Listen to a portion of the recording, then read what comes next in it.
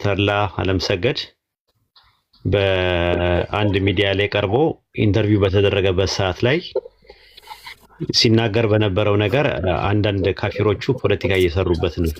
ማለትም የተሳሳተ መንገድ ነው የተረጎሙት። እሱ የሚለው ባለማወቅ ያደረጋቸው የተናገራቸው ነገሮች አሉ። ያው አቅራቢው እዛ ላይ ፕሮግራሙን ያዘጋጀው ሰው ወይ እዛው ላይ እርማት መስጠት ነበረበት አሊያም ደግሞ መቆረጥ ነበረበት።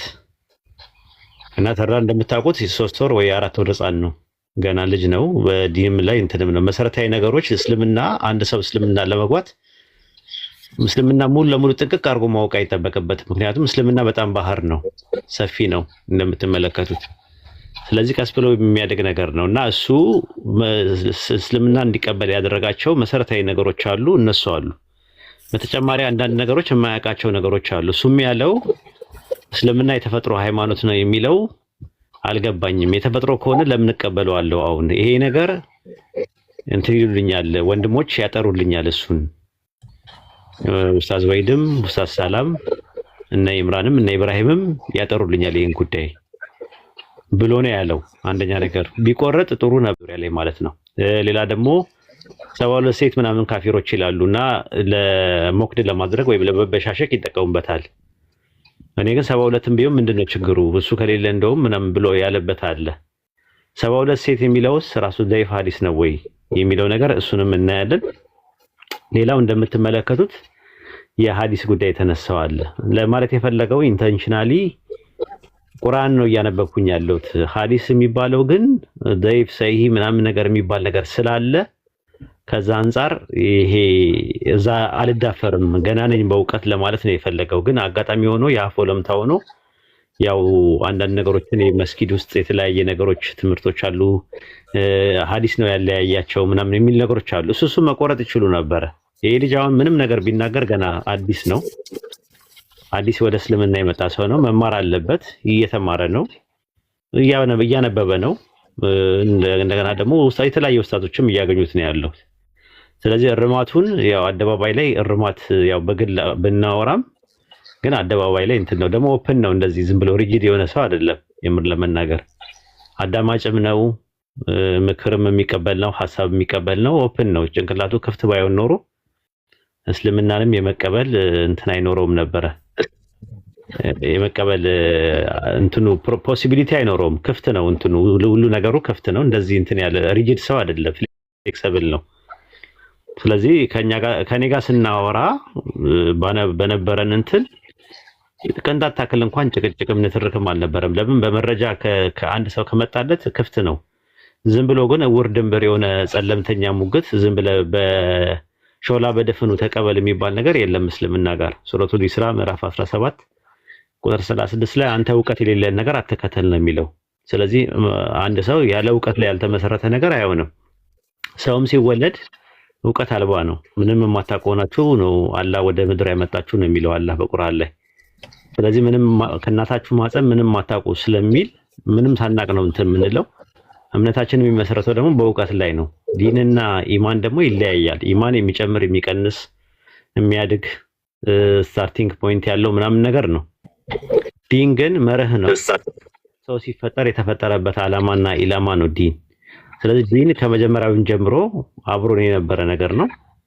ነገር ግን ኢማን የሚባለው ነገር እያደገ የሚመጣ ነገር እያወቅነው ዴቨሎፕ እያደረገን እንትን ምንድነው ነገር ነው።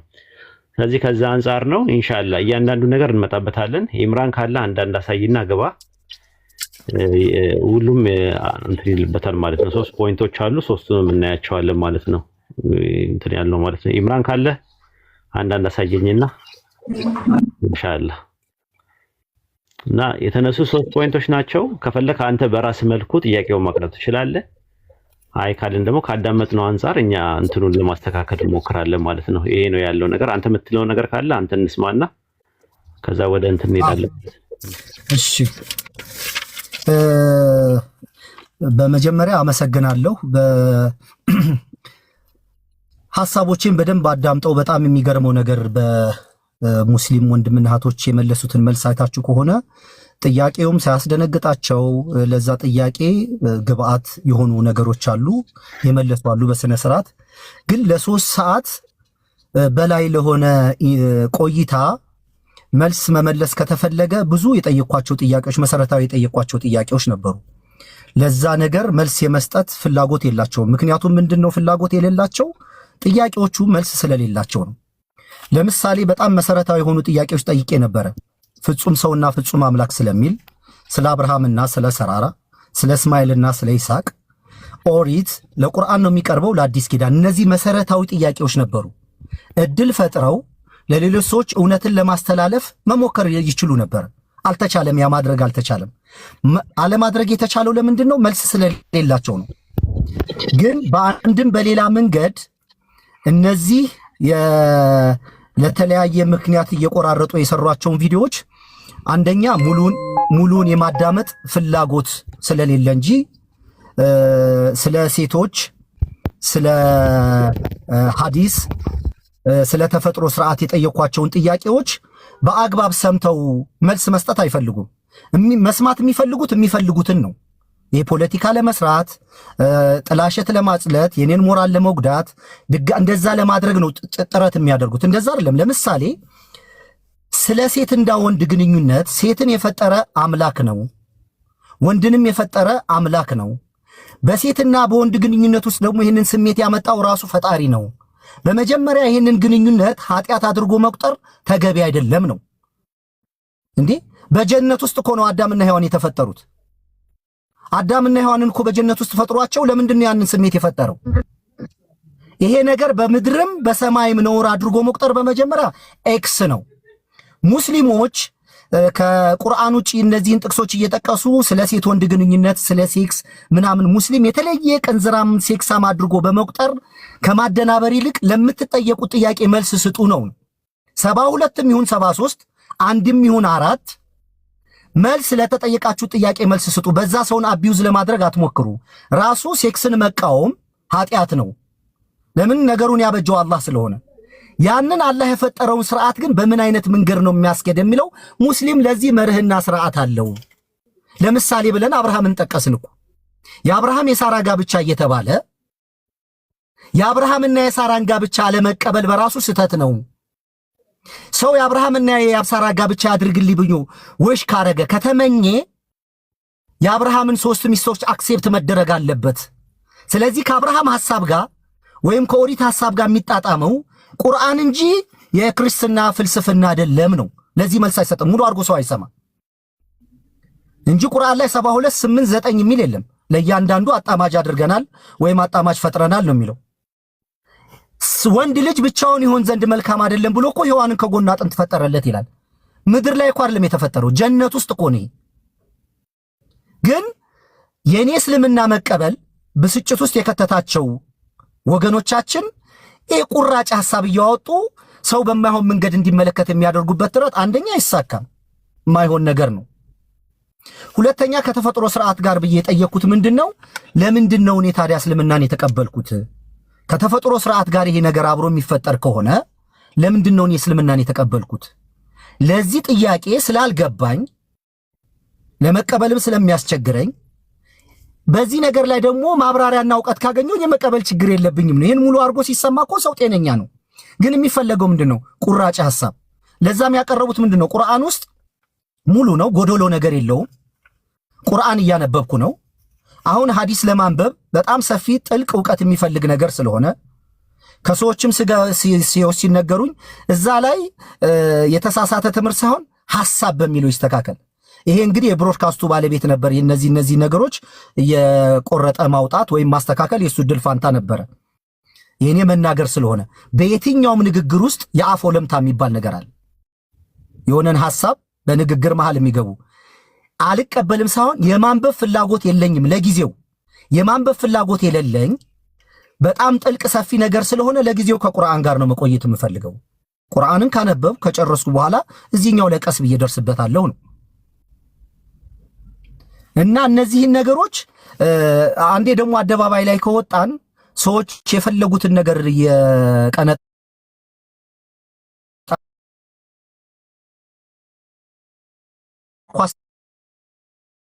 ቅብብልም አልፈልግም።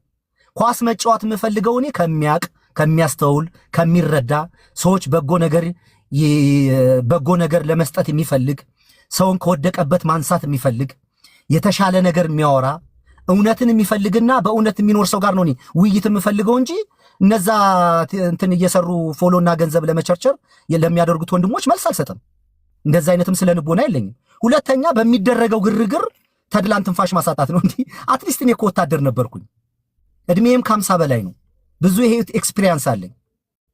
በእንደዛ አይነት ግርግር እስልምናን ጥያቄ ውስጥ አላስገባም። እስላም ነኝም ብዬ ለመናገር አራፍልም። ሙስሊም ነኝ ብሎ በአደባባይ ማውራት እኮ ከዚህ የበለጠ ጣፋጭ ቃል ምን አለ? በአላህ ዘንድ የተወደደ ንግግር ምን አለ? ስለዚህ በእስልምና ስለማላፍር እስላም ነኝ ሙስሊም ነኝ ብዬ መናገር አላቆምም። ቅድም ኡስታዝ እንዳለው ገና 3 ወሬ ነው። ብዙም ማቃቸው ብዙም መማራቸው ብዙም ለምዳቸው ነገሮች አሉ። በ3 ወርም ሌሎች ከኔ ፐርፌክሽን ነገር መጠበቅ የለባችሁምና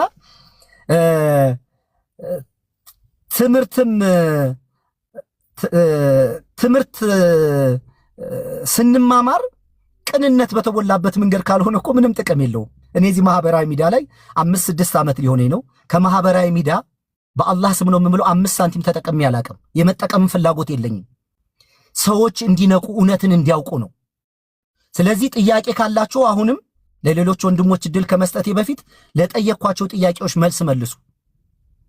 አስፈላጊ ባልሆነ ጥቅም በሌለው መንገድ ላይ ጥርስ ከማፋጨት ለነዛ ላስቀመጥኳቸው ጥያቄዎች መልስ ብትሰጡ እኛም መልስ እንሰጥ ነበር። ግን ጉዳዩ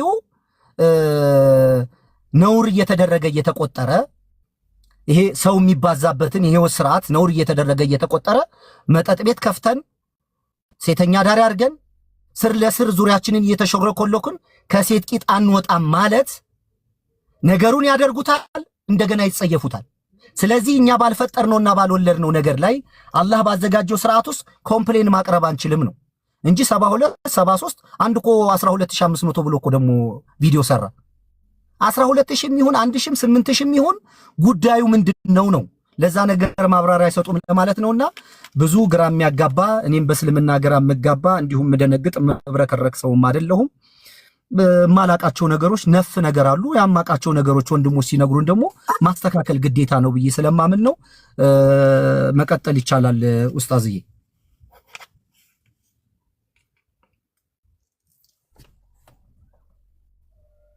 ለኡስታዝ ጀማል ኢንሻአላህ ሞዴሬተር ስጠው አድሚነስተውና ከስር ይቆጣጠራል። ምክንያቱም የሚሳደቡ ክርስቲያኖች ስላሉ ያ ወንጀል ለማሰራት ቤተን ስለማንከፍት ወንጀል ውስጥ እንዳይገቡ ሚዩት ተደርገው ያዳምጣሉ ማለት ነው። የግዳቸውን ትምህርታችንን ይጋታሉ ማለት ነው ሳይፈልጉት። ሲሳደቡ ግን ወንጀል ውስጥ እንዳይገቡ ጥንቃቄ እናደርጋለን ማለት ነው። ከዛ አንፃር ነው መጀመሪያ ያው የተነሳው ነገር ጀነት ውስጥ መጠናዳት ወይም ደግሞ መዘወጅ የሚባል ነገር አለ የሚለው ትምህርት ያው መጽሐፋቸውን ስለማያውቁት ነው አንተም እንዳልከው ማለት ነው። ዘፍጥረት ምዕራፍ 1 ቁጥር 27 ላይ ወንድና ሴት አድርጎ ፈጠራቸው ነው የሚለው። ወንድና ሴት የሚለው የስጋ መደብና የስጋ አንቀጽ ነው። ራሱ ተቃራኒ ጾታን የሚያመለክተው ዘፍጥረት 2:18 ላይ እንደዛ ነው። ያህዌ አምላክ አለ ሰው ብቻውን ይሆን ዘንድ መልካም አይደለም፣ የሚመች ረዳት ልፍጠርለት ነው የሚለው። የዕብራይስጡም እንደዛ ነው። እንግሊዘኛውም አዲሱ መደበኛ ትርጉሙ ልፍጠርለት ብሎ ነው ያስቀመጠው። ዘፍጥረት 2:22 ላይ እንደዛ ነው። ያህዌ አምላክ ከአዳም የወሰዳትን አጥንት ሴት አድርጎ ሰራት ነው የሚለው። ወንድና ሴት የሚለው ከመነሻውኑ ነበረ። በጀነት ውስጥም እያሉ ወንድና ሴት የሚባል ነገር ነበረ። እንደው መጽሐፈ ኩፋሌ ምዕራፍ 4 ቁጥር 6 ላይ እንደ ኦርቶዶክስ ትምህርት ወይም ደግሞ እንደ ጁብሊ መጽሐፍ እርሱም አዳምም ምን አለ ከኔ ከባሏ ተገኝታለችና ይቺ አጥንት ከአጥንቴ ስጋዋ ከስጋ ናትና እርሷ ሚስት ሁነኛለ ይላል። እንግዲህ ባልና ሚስት የሚለው ነገር ገና ጀነት ውስጥ ገና በጠዋቱ የነበረ ነገር ነው ባልና ሚስት የሚባለው ማለት ነው። ዘፍጥረት ምዕራፍ 2 ቁጥር 25 ላይም እንደዛ ነው የሚለው። አዳምና ሚስቱ ሁለቱም ራቆታቸው ነበር ነው የሚለው። ባልና ሚስት እንደነበሩ ይናገራል። ዘፍጥረት 3:13 ላይም ጀነት ውስጥ እያለች ባልሽ ይላት ነበር ፈጣሪ። አዳምን ደግሞ ዘፍጥረት 3:17 ላይ ሚስትህ እያለ ነው ነበረ። ስለዚህ ባልና ሚስት የሚለው ስርዓት ጀነት ውስጥ ነበር ማለት ነው። አንደኛ ነገር። ሁለተኛ ነገር ደግሞ ምንድነው ምን ይላሉ ክርስቲያኖች? አዳምና ሔዋን ኃጢአት ባይሰሩ ኖሮ እኛ ጀነት ውስጥ ለዘላለም እንኖር ነበር ብለው ያምናሉ። አዳምና ሔዋን ኃጢአት ባይሰሩ ጀነት ውስጥ እናንተ ለዘላለም እንዴት አድርጋችሁ ነው የምትኖሩት የሚለው እንቆቅልሽ ነው። አዳምና ሔዋን ድራማ ሊሰሩ አይደለም ጀነት ውስጥ ያሉት። አዳምና ሔዋን ባልና ሚስቶች የሆኑት ወይም ኤግዚቢሽን አይደለም የተሰራላቸው። ተራክቦ እንዲያደርጉ የባልና የሚስት ወግ የሚባለውን ነገር እንዲያደርጉ ተደርገው የተፈጠሩ ፍጥረቶች ናቸው። ስለዚህ አዳምና ሔዋን በጀነት ውስጥ እያሉ ባልና ሚስቶች ከነበሩ አዳምና ሔዋን ኃጢአት ባይሰሩ ከጀነት ማንንም ይታደርጉ አዳምና ሔዋን በጀነት ውስጥ እያሉ እነሱ ተራክቦ ካላደረጉ እናንተ መቀጠል አትችሉም ማለት ነው። ስለዚህ አዳምና ሔዋን በገነት ውስጥ እያሉ ኃጢአት ባይሰሩ ኖሮ እኛ ለዘላለም በገነት ውስጥ ኖር ነበር ይላል። እኛ ምን ትለው ማንን ነው? ተርላን ነው? ወይደን ነው? አውኪን ነው? ማንን ነው እያልክ ያለው? እኛን ካለ እኛ እንዴት ብለን እንመጣለን ስንል የግድ ተራክቦ የሚባል ነገር በተፈጥሮ የተቀመጠ ነገር እዛ ውስጥ እንዳለ የሚያሳይ ነገር ነው። ሌላው በተረፈ በጀነት ውስጥ 72 ምናምን የተባለው ነገር ሁልጊዜ የሚያጨውት ነገር አለ። ሐዲሱ የሚገኘው ኢብኑ ማጃ መጽሐፍ 37 ሐዲስ 238 እና በጃሚዓ ተርሚዚ መጽሐፍ 38 ቁጥር 40 ላይ ነው። ሁለቱም ضعيف ነው ሐዲሱ። ሁልጊዜ የሚያጨውት እንትን የሚሉት ማለት ነው። ضعيف የሆኑ ሐዲሶች ደግሞ አቂዳና ፊቅህ የማይመሰረትበት መርዱድ ነው እንጂ መቅቡል አይደለም በእስላም አስተምሮት ማለት ነው። ስለዚህ በጀነት ውስጥ መጠናዳት አለ። አዎ 72 ግን የሚለው ሐዲስ ضعيف ነው ሲጀመር ከነመነሻው። ያንን ነው ራሳቸው ጀነት ውስጥ ምን ችግር አለው ታዲያ መጠናዳትና መዘወጅ ካለ ምን ችግር አለው? ጥሩ ነገር አይደለም ወይ? ማጣፈጫ አይደለም ወይ ሲል አይ ይሄ ነገር እንዴት ነው 72 ማለቱ ነው ብለው የተረጎሙበት አተረጓጎም ትክክል አይደለም። ይህንንም የጋራ እርማት ሁላችንም ወስደንበታል ማለት ነው። ይሄ በእንትን ደረጃ ማለት ነው ያወራንበት ነገር ነው ማለት ነው። ወደ ሁለተኛው ምናልባት አይ ቲንክ እኔ ብቻዬን እንዳላወራ ወንድሞችም ስላሉ የሐዲሱ ጉዳይ ላይ ነው የተነጋገርነው። ሐዲስ የሚባለው ነገር እሱ ለማለት የፈለገው ሐዲስ በጣም ሰፊ ነገር ነው። የትኛው ضعيف የትኛው ሰሂህ የትኛው ሐሰን የትኛው እንደሆነ እኔ ምንም አውቀው ነገር የለም። ስለዚህ እዛ ቦታ ላይ አልነካካም፣ እውቀቴ አነስተኛ ነው ለማለት የፈለገው። ከ250 ዓመት በኋላ ነው ምናምን የሚሉ ነገሮች ስህተቶች አሉ። ያንንም ያው ይታረማል። ማንኛውም ሰው ስህተት ከሰራ ይታረማል ማለት ነው። ያንን መሆን የነበረበት እንትን ሚዲያ ላይ ያቀረበው ሰውዬ እውቀቱ ካለው መልስ ቢሰጠው፣ እውቀቱ ከሌለው ደግሞ ያን ፓርት ቢቆርጠው። የሆነ መነጋገሪያ አጀንዳዎች መነጋገሪያ እንትኖች እየተፈለጉ ሚዲያ ላይ ሲሳይ መሆን ጥሩ አይደለም። ከዚህ በፊትም በዘፈን ጉዳይ ላይ አይተናል፣ በሂጃብ ጉዳይ ላይ አይተናል። ዝም ብሎ ሚዲያ ይሙቅ እንጂ ሰው ላይ የሚፈጠረውን ፈሳድ፣ ሰው ላይ የሚፈጠረውን ኔጌቲቭ ኢምፓክት እየታየ አይደለም ራሱ ማለት ነው። ሚዲያ ላይ ያሉ ሰዎች ሚዲያቸውን ነው የሚያስቡት እንጂ ስለ ዲን የሚጨነቅ ሰው ምናምን አይደለም። አሁን ተር ላይ የሰራው ቪዲዮ ሙሉ ለሙሉ አውርዱ እንኳን ቢባሉ እነዛ ሰዎች ላያወርዱላ ይችላሉ። ለምን? ገንዘብ የሚያገኙበት ነው፣ የገቢ ምንጫቸውም ነው። ሌላ የገቢ ምንጭ ላይኖራቸው ይችላል። ስለዚህ ይሄ ነገር መታወቅ አለበት ማለት ነው። የምንቀርብበትን ሚዲያም ከዚህ በኋላ ያለነው ጀማዎች ሁላችንም ንጽጽር ላይ ያለነው ሌሎቻችንም ሰዎች የምንቀርብባቸው ሰዎች ሚዲያ መጠንቀቅ መቻል አለብን። ከምን አንጻር ነው የሚያቀርቡት? ለምንድን ነው ለሚዲያ ሲሳይ ነው የሚፈልጉት? ለሚዲያ ማስተማሪያ ነው ሪሊ ለማስተማር ዲንን ተቆርቆሮ ሊላሂ ነው የሚሰሩት የሚለው ነገር ግምት ውስጥ መግባት አለበት። ይሄ ነገር ይታሰብበት ለማለት ፈልጌ ነው። እስቲ በሐዲስ ዙሪያ ላይ ወንድሞች ካላችሁ እስቲ ከእንትን በሉትና ጨምሩለት። ሐዲስ ላይ ضعيف ምንድነው፣ ሰሂህ ምንድነው፣ መውዱ ምንድነው የሚለውን ነገር ባጭሩ አድርጋችሁ ይሄ ነገር ከምን አንጻር እንደመጣና ሐዲስ ማለት ምን ማለት ነው የሚለውን ነገር ሐዲስ አንድ ሰው ባይቀበል ምንድነው የሚሆነው፣ ቢቀበል ደግሞ ምንድነው የሚያገኘው የሚለውን ነገር ከቁርአን ጋር አያይዛችሁ እንትን ትላላችሁ ማለት ነው። እስቲ ከኢምራን ልጀምር እና የሚቀጥለውን ደግሞ ለሌሎች ወንድሞች ሰጣለሁ። ኢምራን አለ? ሰላም አለይኩም ወራህመቱላሂ ወበረካቱ። ወአለይኩም ሰላም ወራህመቱላሂ ወበረካቱ። እንዴት ናችሁ ጀማ? መቻል ለማውራት በደንብ መሰለኝ አላ ኢንሻአላህ። ኦኬ፣ በቅድሚያ ሰላም አለይኩም ወራህመቱላሂ ወበረካቱ። ሁላችሁንም ሰላም ብያለሁኝ። አልሐምዱሊላህ ወከፋ ወሰላተን ወሰላመን አላ ኢባዲሂ الذين اصطفى። ያው ሐዲስ ላይ ስናወራ መጀመሪያ ስለ ነብዩ ነው የምንጀምረው። አምላካችን ቁርአን ላይ እንደዚህ ብሎ ይነግረናል። ለቀድ ጃአኩም ረሱሉን ሚን አንፉሲኩም አለ፣ ከእናንተ የሆነ መልእክተኛ በእርግጥ መጣላችሁ አለ። አዚዙን አለይሂ ማ አኒቱም ሐሪሱን አለይኩም ቢልሙእሚኒና ረኡፉር ረሂም ብሎ ያስቀምጣል። በጣም አዛኝ ነው፣ ወደ ተላከ ብሎ አምላካችን ይናገራል። ያ ነብይ ምን ይዞ መጣ ስንል አምላካችን ቁርአን ላይ ምን አለ? ኢና አንዘልና ኢለይከ ዚክረ ሱረቱን ነህ ቁጥር 44 ላይ አምላካችን ምን አለው? ኢና አንዘልና ኢለይከ ዚክር፣ አንተ መሐመድ ሆይ እኛ ከወደ አንተ ቁርአንን አወረድን አለ። ስለዚህ ቁርአን ትክክለኛ አምላክ ቃል እንደሆነ ይነግረናል እዚህ ጋር ማለት ነው። ቀጥሎ አምላካችን ምን አለ? ቀጥሎ ብሎ ያስቀምጣ አምላካችን ላ تحرك به لسانك لتعجل به ብሎ ሱረቱል ቂያማ ቁጥር 16 ላይ ቂያማ ይናገራል። ላ تحرك به لسانك ቁርአን ሲወርድ ምላስህን አታቻኩላለ። እሺ لتعجل به ቶሎ ለማሽ እንደለ ምላስህን አታቻኩል። ኢነ علينا جمعه وقرآنه ቁርአንን በልብህ ላይ እንሰበስበዋለን አለ። ስለዚህ ቁርአን ነብዩ አይረሱም ወይም ደግሞ አላህ ይጠብቃቸው። ቁርአን ራሱ ተአምር መጽሐፍ ስለሆነ ማለት ነው። ስለዚህ ነብዩ ሰለላሁ ዐለይሂ ወሰለም ቁርአንን በቃላቸው ያፍዛሉ፣ ለሌሎችም ተወድ ያስተምራሉ ማለት ነው። ይሄን ካየን ግን ቁርአን ብቻ አይደለም የሚወረደው። ኦኬ አምላካችን ቀጥሎ ቁርአን ላይ ምን አለ?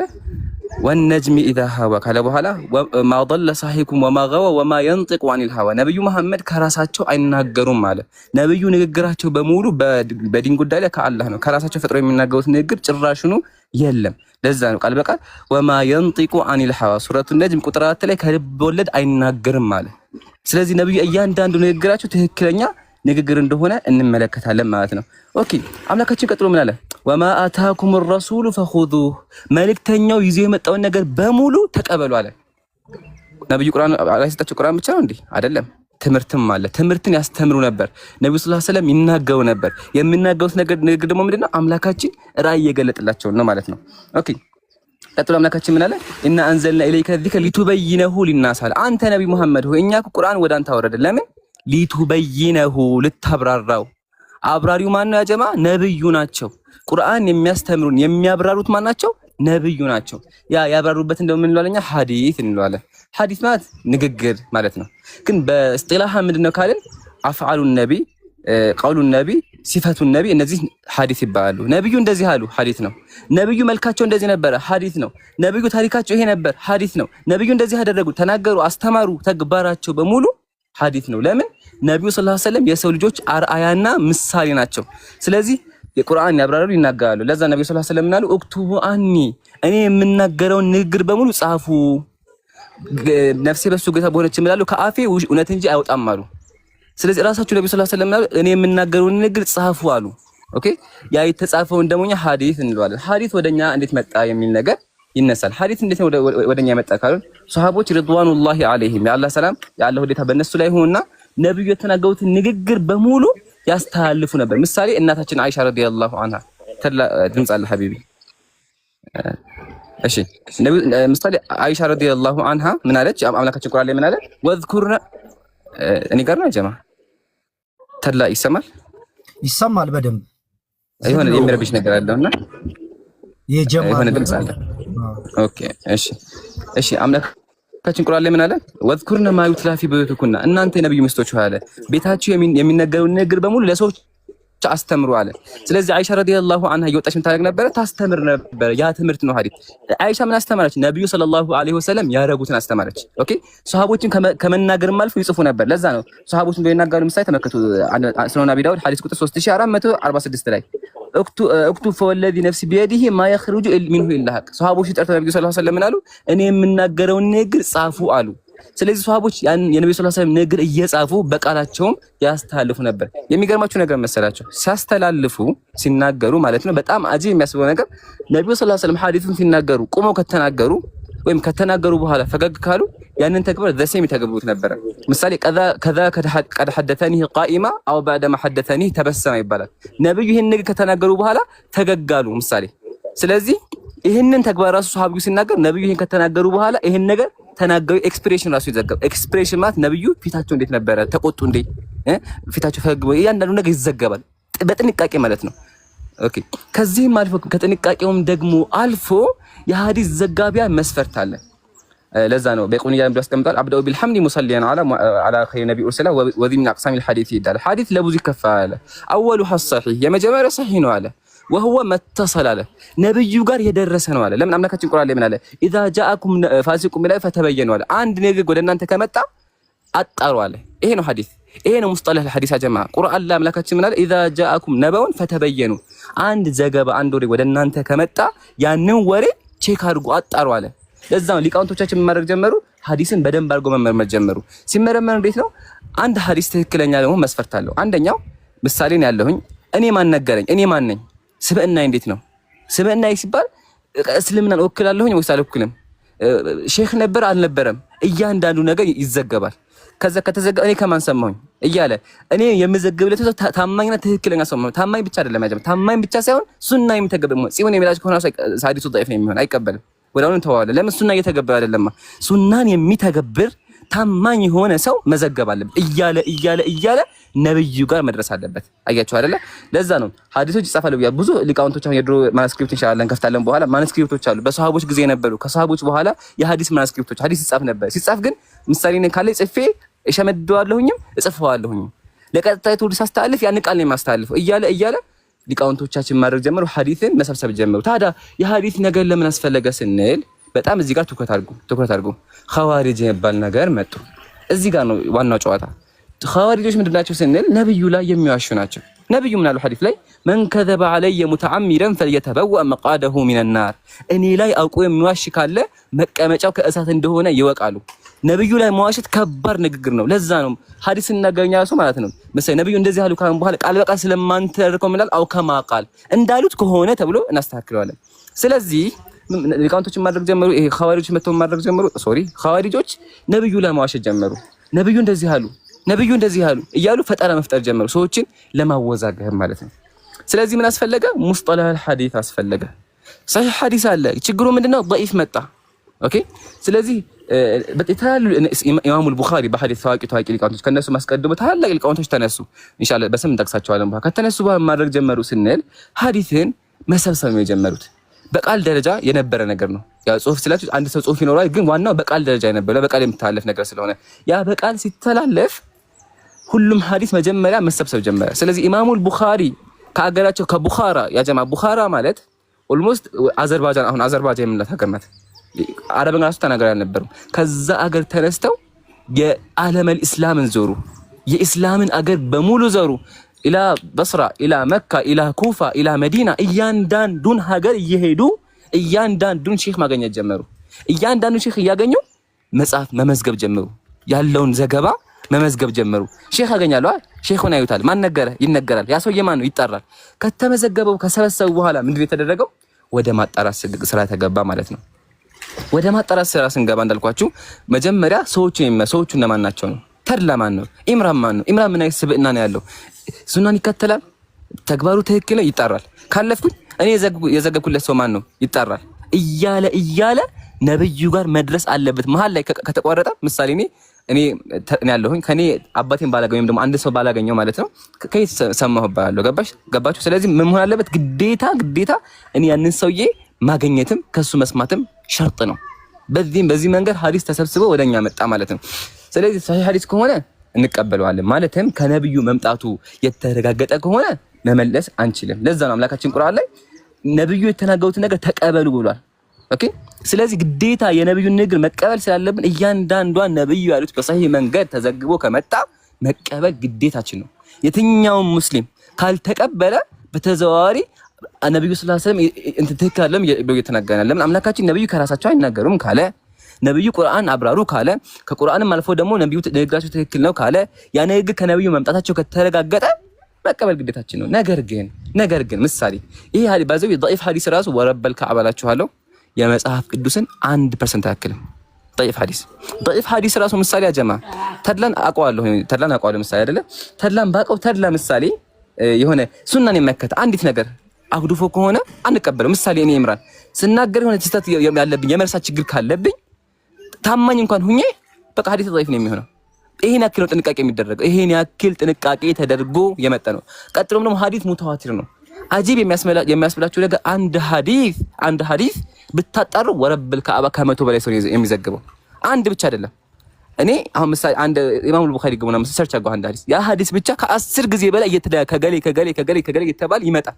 ይሄ ሐዲስ ትክክለኛ እንድንሆን ያደረገ ሙተዋቲር ደረጃ የሚደርስበት ሙተዋቲር ضعيف ሐዲስ ራሱ ያ ጀማ በብዙ መንገድ ይዘጋል። ስለዚህ እሱም ራሱ ብዙ ማጣሪያዎች መስፈርቶች አሉት ነውና ضعيف ሐዲስ ራሱ ያ ጀማ ያው ከነብዩ መምጣቱ አልተረጋገጠም ቢባልም መስፈርቱ እንደ መጽሐፍ ቅዱስ መስፈርት የመጽሐፍ ቅዱስ ጻፊ አይታወቅም። የተለያዩ መጽሐፎች ግን የضعيف ሐዲስ ሰዎች ታውቀውም እንኳን ማለት ነው በትንሽ ችግር በቃ ضعيف ነው የሚሆነው። ለምን ነብዩ ላይ እንደዚህ ቀልድ የለማ። እስልምናችን ቀልድ አያውቅም።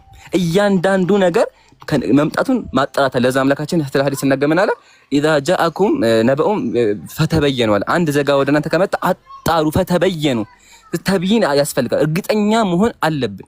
በዚህ መንገድ አልহামዱሊላህ እስልምናችን እስካሁን ድረስ ደርሷል። ጥያቄያችን የሚሆነው ያው አይ ቲንክ በቂ ነው አይደል? ያ ጀማ ቆይ አንድ ሐሳብ ይቀኛ፣ ግን በጣም አረዘምኩ መሰለኝ። በጣም ይቅርታ። ኢንሻአላህ ጨምሩና ደግሞ አንዲት ነገር ትቃለች። ኢንሻአላህ መጨረሻ እናገራታለሁ። እንትን ኡስታዝዬ ወይም ኢምራን ከይቅርታ ጋር ክሊር የሆነ ሜሴጅ ብታስተላልፍልኝ። አንድ መቀበል ግዴታ ነው ግዴታ አይደለም ወይስ ደግሞ ሐዲስን በመቀበል እና ባለመቀበል የሚመጡ ቅድም ኡስታዝ እያለ ነበር። አንድ ሙስሊም ሐዲስን በመቀበል የሚያገኘው ነገርና ባለመቀበል የሚያመጣው ጉድለት። ሁለተኛ ነገሩን መቀበል ግዴታ ነው ግዴታ አይደለም፣ ከቁርአን ጋር ያለውን ዝምድና እያደረክ ተናገር ብሎ ነበር። ምናልባት ሚስ አድርገው ከሆነ ቁርአን በራሱ በቂ ስላልሆነ ነው ሐዲሱ እንደ ማብራሪያ የተጠቀመው እንድንጠቀምም የተደረገው ወይስ እንዴት ነው? እዚህ ጋር ለሌሎችም ለኔም ክሊር የሆነ ሜሴጅ ብታስተላልፍ ወይም አንተ ወይ ኢንሻአላህ። አይ ኡስታዙ ነው ይቀጥላል። አይ እኔ የሐዲስ መጀመር ጀመብዬ ነው ኢንሻአላህ። አሁን ደግሞ መቀበሉ እንዴት ነው የሚለው ኢንሻአላህ እኔ ድበታል። ለዛ ነው አንድ ፖይንት ይቀር ያለኩት ኢንሻአላህ። ቀጥሉ ኡስታዙ ነው።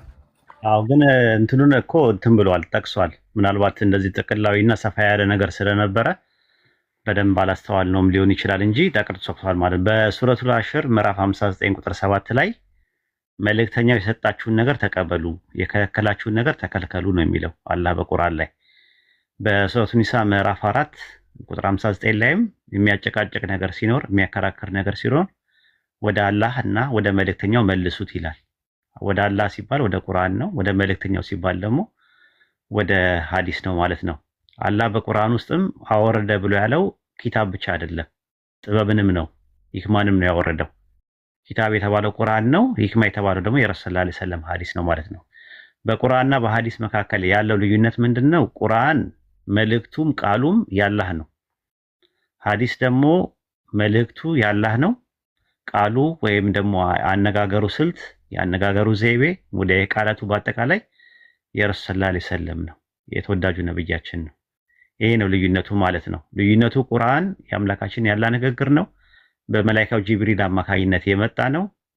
ከዛም ባሻገር ደግሞ ሲቀራ ኢባዳ የሚፈጸምበት ነው። ለረሱል ሰለላሁ ዐለይሂ ወሰለም የተሰጠ ተአምርም ነው። አላህ እንደሚጠብቀው ቃል የገባለት ነገር ነው። ሐዲስ ደግሞ የረሱል ሰለላሁ ዐለይሂ ወሰለም ተአምር ተደርጎ የተሰጠ አይደለም። አላህ እንደሚጠብቀው ቃል አልገባለትም።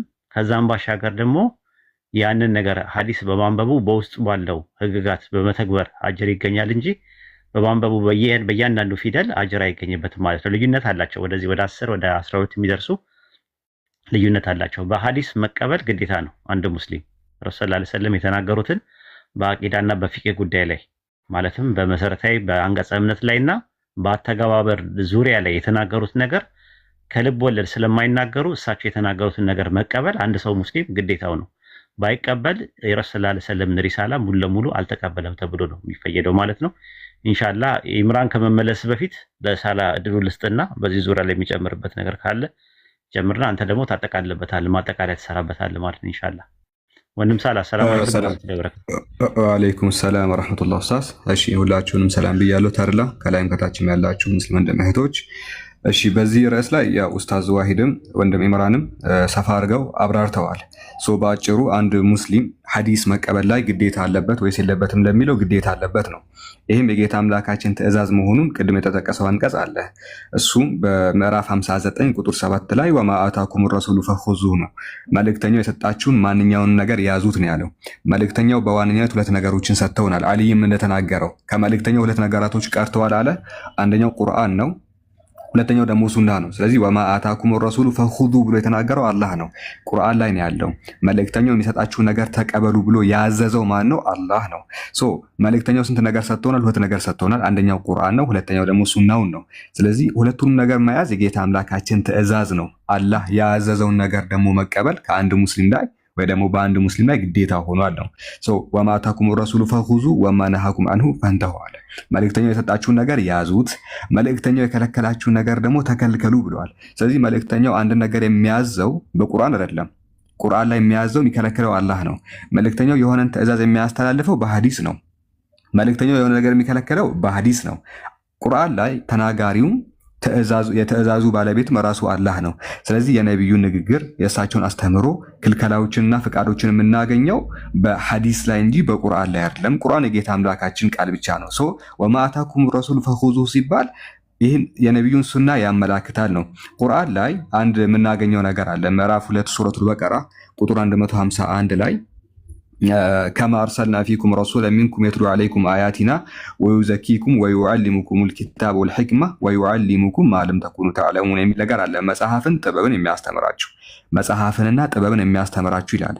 ስለ ነቢዩ መሐመድ ይናገራል። አላህ ምን አለ? መጽሐፍንና ጥበብን የሚያስተምራችሁ። መጽሐፍንም ያስተምራቸዋል ጥበብንም ያስተምራቸዋል አለ። መጽሐፍ የተባለው ያው ቼክ ማድረግ እንችላለን ተፍሲሮቹ ማብራሪያዎቹን። ወዩዐሊሙሁል ኪታብ ሲል ወሁወል ቁርአን ወልሕክማ ሲል ወሂየ ሱና ይላሉ። ጥበብ የተባለው ሐዲስ ነው። ምክንያቱም ቁርአን ውስጥ የምናገኘው ጥበቡ ሁሉ ነገር ትምህርቱም የአላህ ነው። በመልእክተኛው በኩል የምናገኘው ጥበብ ግን በሱና ውስጥ ነው የሚገኘው። ስለዚህ ይህንን ጥበብ ደግሞ የምናገኘው ሐዲስ ውስጥ እስከሆነ ድረስ ሐዲስን መቀበል ከአንድ ሙስሊም ላይ ወይ ደግሞ በአንድ ሙስሊም ግዴታ ነው። ሌላኛው አንድ ማንሳት የምፈልገው ነገር ምንድን ነው? ቁርአን ላይ ምን የሚል ነገር እናገኛለን መሰላችሁ? ምዕራፍ 48 ቁጥር 29 ላይ ሙሐመዱን ረሱሉላህ የሚል ነገር እናገኛለን። ሙሐመዱን ረሱሉላህ ማለትም ሙሐመድ የአላህ መልእክተኛ ነው የሚል ትርጉም አለው። ሙሐመዱ ረሱሉላህ ሙሐመዱ ረሱሉላህ የሚለው ደግሞ 4 መስፈርቶች አሉ። አንድ ሰው ሙሐመድ የምርም የአላህ መልእክተኛ ነው ብሎ ከተናገረ 4 መስፈርቶችን ሸርጦችን ሊያሟላ ይገባል። እነዚህ 4 ሸርጦች ምንድናቸው ከተባለ የመጀመሪያው ጣአቱሁ ፊማ አመር ነው። አንድ ሰው ሙሐመድ የአላህ መልእክተኛ ነው ሰለላሁ ዐለይሂ ወሰለም ብሎ ከተናገረ 4 ሸርጦችን ሊያሟላ ይገባል። የመጀመሪያው ጣአቱሁ ፊማ አመር ነው፣ ያዘዙትን ነገር መታዘዝ ነው። ስለዚህ እሳቸው የሚያዙት ነገር ደግሞ በሐዲስ ነው። ሐዲስን መቀበል ግዴታ ይኖርበታል ነው። ሁለተኛው ወተስዲቁሁ ፊማ አኽበር ነው፣ የተናገሩት ነገር እውነት ነው ብሎ መቀበል ይኖርበታል አንድ ሰው። ወተስዲቁሁ ነቢ ሙሐመድ የሚናገረው እያንዳንዱ ነገር እውነት ነው ብሎ ማመን አለበት። ይህን ለማመን ደግሞ ሐዲስን መቀበል ይኖርበታል ነው። ሶስተኛው መስፈርት ምንድን ነው? ወጅትናቡ ማነሃ አንሁ ወዘጀር ነው። እርሳቸው የከለከሉትን ነገር መከልከል ነው። ነቢያችን ሙሐመድ ሰለላሁ ዐለይሂ ወሰለም የከለከሉትን ነገር ኮምፕሊትሊ መተው፣ ይሄ ሙሐመዱ ረሱሉላህ ለሚለው የእምነት አንቀጽ መሰረቱ ነው። አራተኛውና የመጨረሻው እሳቸው በደነገጉት ባስተማሩት መንገድ ቢሆን እንጂ አላህ ላይ መለክ ነው። አላህን ማምለክ ያለብን እርሳቸው ባስተማሩትና ባዘዙት መንገድ ብቻ ነው የሚሆነው። ራሳችን በፈጠርነው መንገድ አላህን ማምለክ አንችልም። አንዳንዶች እንደሚያደርጉት እየዘለሉ እንደ አህያ እየዘለሉ አምላካቸው የሚያመልኩ አሉ አይደለ? እንዲህ ወደ ላይ እየዘለሉ እየጨፈሩ ምናምን አላህን እናመልካለን አምላክን እናመልካለን የሚሉ ሰዎች አሉ። ይሄ እሳቸው ያዘዙት መንገድ ስላልሆነ አላህን ማምለክ ያለብን ነቢ መሐመድ ባስተማረው መንገድ ነው። ስለዚህ እሳቸው ያስተማሩትን ትምህርት የምናገኘው አላህን ለማምለክ ራሱ ሐዲስ ውስጥ ነው። ስለዚህ ሐዲስን መቀበል አማራጭ ያሌለው ግዴታ ነው አንድ ሙስሊም ላይ እና ይህን ይመስላል። ወደ ቀጣዩ መሄድ እንችላለን። ማሻአላህ ጀዛኩሙላህ ኸይረን ጀዛ። የኢምራን ማጠቃለያ ይሰራበታል ኢንሻአላህ። ምናልባት ተርላ ለምሳሌ አይን ለማየት ብቻውን በቂ ነው? ተርላ አይን ለማየት ብቻውን በቂ አይደለም። በቂ ነው። ሌላ ምን አለ? ከሰውነት አካል ውስጥ እጅ፣ እግር ምናምን ለምንድን ይሄ በእኛ አባባል ምሳሌ ቢሆንም ወደዛ ሐሳብ አይን ልብ ካላየ አይን ቢያይ ትርጉም የለውም ይባላል። ልብና አይን አንድ ያደርጋቸውና ለማየት በቂ ናቸው ወይ? ለማየት በቂ ነው። ለማየት በቂ ነው። ግን አሁን በቂ ነው የሚለው ነገር ከምን አንጻር የሚለው ነገር ይታያል። እጅስ ያስፈልግሃል? አልገባኝም። ማለትም ያለውትን ነገር እርግጠኛ ለማድረግ ለመንካት ሰፖርት ሊያደርገኝ ይችላል። ገባኝ። ስለዚህ አሁን እጅ በቂ ነው ወይ አይን በቂ ነው ወይ አይደለም ብለህ ብትጠይቅ በቂ ነው ትላለህ። ግን እጅን ባገለለ መልኩ አይደለም አይደለ? እጅና እግርም ባገለለ ልክ እንደዛው ነው። ቁርአን በቂ ነው ወይ ተብለህ ብትጠይቅ አዎ በቂ ነው ብለህ መመለስ ትችላለህ። ያ ማለት ግን አይንም እጅም በተርላ ውስጥ እንዳለ ሁሉ ሐዲስም ቁርአንም በአንድ መልእክተኛ ላይ ነው ያለው። የምትነጥለው ነገር አይደለም። ምንድነው ኤግዛምፕል ቤት ስታሰራና ስትሰራ ዲዛይን ስታሰራ ማስተር ፕላን የሚባል ነገር አለ። ያ ማስተር ፕላን ምንድነው? ቤቱ የሚሰራበት ነው። ስትራክቸራል ዲዛይኑ አለ፣ ከዛ በኋላ የኤሌክትሪካል ኢንጂነሪንጉ አለ፣ ስትራክቸራል ዲዛይኑ አለ፣ እንደገና ደግሞ የአርክቴክቸራል የተለያየ ነገር አለ። ዲዛይኑ ላይ ሴክሽኖቹ አሉ ምናምን ነገር። ግን ውስጡ ምን ያህል ሲሚንቶ ያስፈልገዋል፣ ምን ያህል ብረት ያስፈልገዋል፣ ምን ያህል ጠጠር ያስፈልገዋል የሚለውን ስፔሲፊኬሽን የሚባል ነገር አለ። ሁለቱም የሚሰራው ግን አንድ ሰው ሊሰራው ይችላል፣ ሁለቱንም ማለት ነው። ያ ማለት ስፔሲፊኬሽኑ ዝርዝር ነው ያለበት ማለት ነው። ልክ ቁርአን ላይ እንደምታየው ነው፣ ማስተር ፕላን ነው እሱ። 5 ወቅት ሰላት ይነግርሃል። ሰላት ፈጅር፣ ሰላት ዙሁር፣ ስማቸውን ይጠቅስልሃል በተለያየ ቦታ ላይ ማለት ነው። ግን ሰላት ፈጅር ላይ ስንት ረካ አለ፣ ዙሁር ላይ ስንት አለ፣ መግሪብ ላይ ስንት አለ የሚለውን ዝርዝሩ የምታገኘው ሐዲስ ላይ ነው የምታገኘው። ስለዚህ ያኛውን ቁርአንን እንደ ማስተር ፕላን ነው፣ ይሄኛው ደግሞ እንደ ስፔሲፊኬሽን ተደርጎ ነው የተቀመጠው። ሁለቱም ግን ቢነጣጠሉ ነገሮች አይደሉም። ራሱ ነጥላ አይደለም። ቁርአን በቂ ነው ወይ ተብሎ አንድ ሰው ቢጠይቀው በቂ ነው። ከምን አንፃር ነው እየተናገርክ ያለው? ከሌላ መጽሐፍ አንፃር ነው እየተናገርክ ያለው። ግን ስለ ሐዲስ ስታወራ ደግሞ ሐዲስም ቁርአንም ምንጫቸው አንድ ነው። ሁለት የተለያየ ምንጭ ቢሆን ነው ኖሮ ነበረ ተጨማሪ አያስፈልግም ያስፈልጋል ብለን የምንለው ማለት ነው። ለምሳሌ ባይብል ላይ ስትመለከቱ 66 በቂ ነው ሰዎች ሲሉ 66 ሰዎች የጻፉት መጽሐፍ ስላለ ነው። የተለያዩ ሰዎች ናቸው የጻፉት። የቁርአንና የሐዲስ ግን ምንጩ አንድ ነው፣ አላህ ነው ራሱ የሁለቱም ማለት ነው። ምንጩ መልእክቱ ያላህ ነው፣ ቃሉ የረሱል ሰለላሁ ዐለይሂ ወሰለም ናቸው። እሳቸው ደግሞ ከልብ ወለድ አይናገሩም ተብሎ የተቀመጠው እና ኢምራን እስቲ ማጠቃለያ ሰራበትና ቀጣዩን ደግሞ እዚህ ጋር ሳትቆም ግን ኡስታዝ፣ ለምሳሌ በዚህ በማህበራዊ ሚዲያ ላይ ያሉ ሙስሊም ወንድምና እህቶች ደግሞ ተቋርጣል እኔ ጋር ነው ብለው በድፍረት የሚናገሩ ደግሞ አሉ። መልስ ካላችሁም አብሮ እግረ መንገዱን እንዴት ይታያል? እሱ ግን እነሱ ሙስሊሞች አይደሉም ሲጀመሩ፣ የወጡ ናቸው፣ የከፈሩ ልጆች ናቸው። አንደኛ ነገር ማለት ነው። በአጠቃላይ ቁርአን ለ1400 ዓመት ቁርአን ከመጣበት ጊዜ ጀምሮ ቁርአን ሐዲስን አንቀበልም የሚል ሙስሊም የለም ራሱ። አሁን ነው በቅርብ ጊዜ ግብጽ ውስጥ አንድ ሰው ተነስቶ ሐዲስ አያስፈልግም ብሎ ቁርአንያ ወይም ደግሞ ቁርአኒስት የሚባል ግሩፕ አሜሪካን ሀገር ሄዶ የመሰረተ ሰው አለ። በኋላ ላይ ሰውየው ራሱን መልእክተኛ ነኝ አለ። መጨረሻ ላይ ለምን መልእክተኛ አይመጣም የሚል ሐዲስ ላይ ስላለ መልእክተኛ አይመጣም ከረሱል ሰለላሁ ዐለይሂ ወሰለም በኋላ የሚላክ መልእክተኛ የለም የሚለው ነገር ስለተቀመጠ ከዛ ጋር የሱ ክሌም እንዳይነካበት ስለፈለገ ሐዲስ አልቀበልም አለ። የሱን ተከትለው ነው ቁርአንያ የሚባሉ ሰዎች የመጡት ማለት ነው። ኦልሬዲ ሄሬቲክስ ነው እሱ። ሙስሊሞች አንላቸውም፣ ሄሬቲክስ ነው።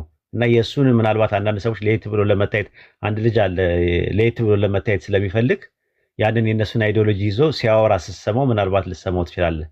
ግን የምጠይቀው ጥያቄ በታሪክ ዘመን ውስጥ ለ1400 ዓመት መሀል ላይ ተነስተው ሐዲስ አያስፈልግም ብለው ያሉ ከሰለፎች መካከል ያሉ ሰዎች አሉ ወይ ብለህ ጥያቄ ብጠይቀው የለም ራሱ በታሪክ ውስጥ። ስለዚህ ከኛም በኋላ የሆነ ሰው መጥቶ የሆነ ነገር ሊል ይችላል። ያ ማለት ሙስሊም አጠቃላይ ሙስሊሙን ይወክላል ማለት አይደለም። እና ከዛ አንፃር ብትመለከተው ጥሩ ነው። አይ ቲንክ ኢምራን ማጠቃለያ ያሰራበትና ኢምራንም ሳላም የሆነ ነገር ማለት ያለ የፈለገ ይመስለኛል። ለኢምራን እድሉን እንስጥና ወይስ ሳላ ካሚያን ከፍትልኝ ኡስታዝ። ሱረቱ ነህል ቁጥር 43 ሳላ ሱረቱ ነህል ቁጥር 43 ይሄ ነገር በደንብ የተካተው ኢንሻአላህ ምርጥ መስገናል ብዬ አስባለሁ። ሱረቱ ነህል ቁጥር 44 ላይ 44 ሶሪ 43 ማለት ነው። አይዋ እሺ ተመከቱ ቢልበይናት የሚለው ማለት ነው። አይዋ ግልጽ ማስረጃዎችና በመጽሐፍ ትላክናቸው ወደ አንተም ለሰዎች ወደ እነርሱ የተወረደችውን ፍቺ ልትገልጽላቸውና ያስተነትሉትም ዘንድ ቁርአንን አወረድን አለ። ፍቺ ልትገልጽላቸው አስመርልኝ። ነብዩ ምንድናቸው? የቁርአን ፍች ገላጭ ናቸው። ፍቺውን ትገልጽላቸው ዘንድ አሉ አምላካችን ያዘ። ስለዚህ ቁርአን በማን ይፈታ ጀማ? በአላህ አይደለ? በነብዩ ነው። የነብዩ ንግግር የት ነው ያለው? አምላክ ይሄን ነገር የተናገረው ዝም ብሎ ነው ማለት ነው? አበሳ ነው? አያችኋ። ስለዚህ ነብዩ ቁርአንን ያብራራሉ። ምሳሌ አምላካችን አቂሚ ሶላትን ስገድ አለ። እንዴት ነው የሚሰገደው? ነብዩ መጥቶ አስተማሩ። አንደኛ። ሁለተኛ ደግሞ ሱረቱ አሊ ኢምራን ቁጥር 30 ላይ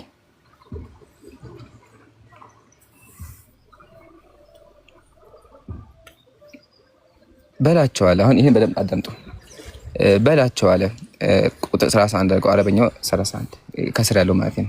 በላቸው ቁል ኢን ኩንቱም ትሒቡነ አላህ እናንተ ሰዎች ሆይ አላህን የምትወዱ ከሆነ ፈተቢዑኒ እኔን ተከተሉኝ፣ ዩሕቢብኩሙላህ አላህ ይወዳችኋልና ኃጢአታችሁንም ለእናንተ ይምራል አለ። ስለዚህ ሙስሊሞችን ማድረግ አለብን። ያ ጀማ ኮሜንት ጻፉ። ማድረግ አለብን ነብዩን መከተል። አምላክ ነብዩን ተከተሉኝ በላቸው አለ። ስለዚህ ማድረግ አለብን የአምላካችንን ቃል ሰምተን መከተል አለብን። ማሻአላህ። የማይከተል ሰው ምንድነው እንመልከታ። የማይከተል ሰው ደግሞ ሱረቱ ኒሳ ቁጥር 13 ላይ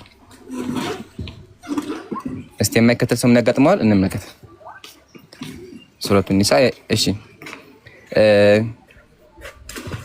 እነዚያ የአላህን ውሳኔዎች ናቸው አላህንና መልእክተኛውን የሚታዘዙ ሰዎች ማንና ማንን አላህን በምን በቁርአን መልእክተኛውን ሐዲስን እሺ የሚከተሉ ሰዎች አለ የሚታዘዙ ሰዎች ከስሮቻቸው ወንዞች የሚፈሱባቸው ገነቶች በውስጣቸው ዘውታሪዎች ሲሆኑ ያስገባቸዋል አለ።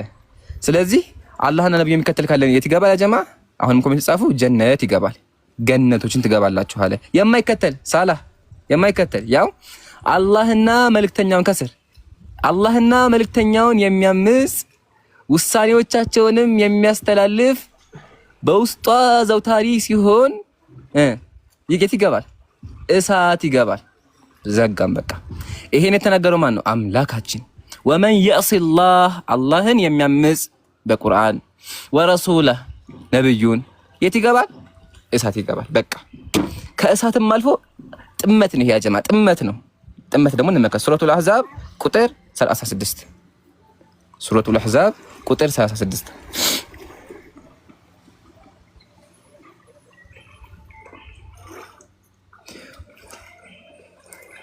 እሺ ወማ ካነ ሊሙእሚኒን ወላ ሙእሚና አላህና መልእክተኛው አሁንም አስመርልኝ ሳላህ አላህና መልእክተኛው እሺ መልእክተኛው ምን ባደረጉት ነገርም በፈረዱ ጊዜ ለምእመናንና ለምእመናት ከነገራቸው ለእነርሱ ምርጫ ሊኖራቸው አይገባም።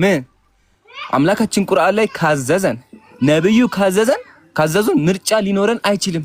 ያ ጀማ ዘጋም በቃ ነብዩ ይሄን ነገር አስተማ ምሳሌ በዚህ መንገድ አድርጉ ካሉ ይሄን ማድረግ እኛ ማድረግ አለብን። ምርጫ የለንም። እንቀጥል። የአላህና የመልእክተኛውን ትእዛዝ የጣሰ ሰው ምን ያጋጥመዋል? ግልጽ የሆነ መሳሳት በእርግጥ ተሳሳት አለ።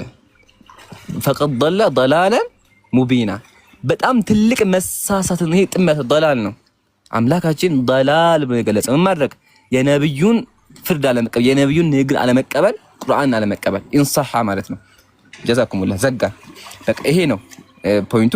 የመጨረሻ አንድ ተልቁኝና ደግሞ ምንድነው የምናደርገው አሁን ሐዲስ ይጻፍ እንደነበር አንድ ሁለት ነገሮች ላሳያችሁና ማስክሪፕት ማለት ዘጋ። ያው ሐዲስ ቅድም ተገልጿል፣ ግን መጽሐፎቹን ደግሞ እንዴት ነው መክጡጣዎቹ የሚሉትን ነገሮች ላስቀምጥላችሁ ኢንሻአላህ። ኦኬ ላይት በጣም ስላለ ቆይ እስቲ ሌት ሚ ፊክስ ኢት ይታያችኋል ብዬ አስባለሁኝ። ላይት አለ አሁን ጥራት የለውም ለዛ ነው። አሁን እነዚህ የምትመለከቷቸው ኦልሞስት 1000 ዓመት ያሳለፉ ኩቱቡል ሐዲስ ናቸው። የሐዲስ መጽሐፎች ናቸው። ሐዲስ የተጻፉባቸው ይሄው ኢማሙል ቡኻሪ መጽሐፍ ነው። ይሄ ኦልሞስት 1000 ዓመት አልፎታል። ጀማ አያችሁ አይደለ? ቃል ብቻ አይደለም ነገ እንደዛ አይደለም። ያ የነብዩ ንግግር ኦልሞስት ከትንሽ በሰነድ ከመጣ በኋላ ተሰንዶ ተቀምጧል። ኢማሙል ቡኻሪ ረህመቱላሂ ዐለይሂ ሐዲስን ጽሑፍ ይገርማቸዋል። ለእያንዳንዱ ሐዲስ 2 ረካዓ ይሰግዳሉ። መካ ላይ ተቀምጠው ባይዘዊ መካ ብትሄዱ መስጂዱል ቡኻሪ አሁን ድረስ አለ። ተቀምጠው እያንዳንዱን ሐዲስ በደንብ እያጣሩ አንድ ያው ሁልጊዜ ታውቁታላችሁ አንድ ታሪክ የወር ያክል መንገድ ኢማሙል ቡኻሪ ረህመቱላሂ ዐለይሂ ተጉዘው ያንን ሁላ መንገድ ሐዲስ ይዘግቡ ማለት ነው። ያንን ሁላ ተጉዘው ሲሄዱ ምን እያደረገ አገኙት? ፈረሱን እያታለለ ባዶ ሳህን አድርጎ እንደዚህ እንድመጣለት ያታላታል። ይሄን አዩና ምን አሉ? ለፈረሱ ያልታመነ የነብዩ ሐዲስ ላይ እንዴት አምነዋለሁ አሉ። ሰውየው እኮ ለመያዝ ነው፣ ግን በቃ እየዋሸን ያለው ባዶ ሳህን ነው። ይሄን ያክል ጥንቃቄ ያለበት ነው። አንድ ታላቅ ሼክ አሉ። ታላቅ ሼክ ራሱ ሲመዘው ለሆቴ የሚመዘውት በምን ከሸመገሉ በኋላና ከመሸምገላቸው በፊት ይባላል። ምሳሌ በጣም ታላቅ አሊሞች አሁን ምሳሌ መሐመድ ኢብኑ ኢስሐቅ ማለት ያ ጀማ ኦልሞስት 2ኛ ሴንቸሪ አካባቢ የነበረ ሙአሪኽ ሙሐዲስ ነው። ኢማም ቡኻሪ ሐዲስን ዘገበውለታል። ግን ሲዘገቡለት ይገርማቸዋል። እሱ ሰውዬ ራሱ ሐዲሱ ለመዘገብ ምን ያስፈልገዋል? ሐደተና ቃል በቃል ሐደተኒ ነገረኝ ብሎ እርግጠኛ ሆነበት ነው እንጂ አን ካለ የለም በቃ አና ነው ከገሌ ካለ ወደዛ ሄደ በቃ የለም። ታላቅ ሼክ ነው። በጣም ትልቅ መምህር ነው። ሙሐዲስ ነው። ሙአሪኽ ነው። በጣም የታሪክ መጽሐፎች አሉት። አክቹአሊ የነብዩን ታሪክ ጽፏል። እንደዛ እንኳን ቢሆን ቃል በቃል ኢለም ይصرح بالسماع የለም በቃ መስማቱ እርግጠኛ ከሆነ የለም። ሼክ ናቸው የለም። እሱን ተውት እረሱ። ከረሱም የለም። መጽሐፋቸው ተቃጠለባቸው። መጽሐፍ አላቸው ግን ተቃጠለባቸው የለም። እና ሐዲሳችን በዚህ መንገድ ነው እየተጻፈ። ይሄው ሙሉ ጉግል ላይ ገብታችሁ ሰርች ብታደርጉ ፒዲኤፍ አለ። አያችኋ? ይሄ ኢማሙ ቡኻሪ መጽሐፍ ነው። ኦልሞስት 1000 ዓመት አሳለፈ። እያንዳንዱ ማስክሪፕቶችን ማሳየት እንችላለንና ከቃልም አልፎ በዚህ መንገድ ተዘግቧል የሚለውን እንድትመለከቱ ነው። ጀዛኩሙላህ በቂ ነው ብዬ አስባለሁ። ተፈضሉ ኢንሻአላህ። ሰላም አለይኩም ኢምራን ወንድማችን ሰላም እንዲሁ በተመሳሳይ ጀዛከላህ ኸይረን ጀዛ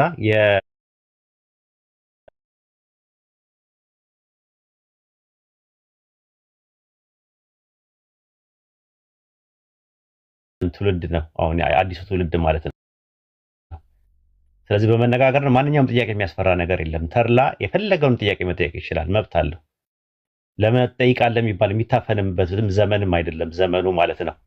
ስለዚህ ለማሸማቀቅ እንትን ለማለት ለማሳቀቅ ለማሳጣት የምትሞክሩ ሰዎች አይሳካላችሁም ማለት ነው። ምንም ኦፕን የሆነ ማይንድ ነው ያለው፣ ክፍት የሆነ አይምሮ ነው ያለው። ዝም ብሎ እውር ድንብር የሆነ ጸለምተኛ ሙግት ተቀበል የሚባል አይደለም። ኦፕቲሚስቲክ የሆነ አፕሮች ነው ያለው። ፔሲሚስቲክ የሆነ ነገሮችን አይፈልግም። ኦፕቲሚስቲክ ማለት በመረጃና በማስረጃ መሞገትም የሚችል ሰው ነው። ማዳመጥ ክህሎትም ክጃሎትም ያለው ሰው ነው። እና ሁላችሁም ፎሎ አድርጉን እንትን እንላለን ማለት ነው ኢንሻአላህ። ሶስተኛው ነጥብ ምንድነው? የተነሳ ነጥብ እስልምና የተፈጥሮ ሃይማኖት ነው ሲባል ምን ማለት ነው የሚለውን ነገር ወንድም አቡበከር አለ ኢንሻአላህ እሱን ያብራራልናል።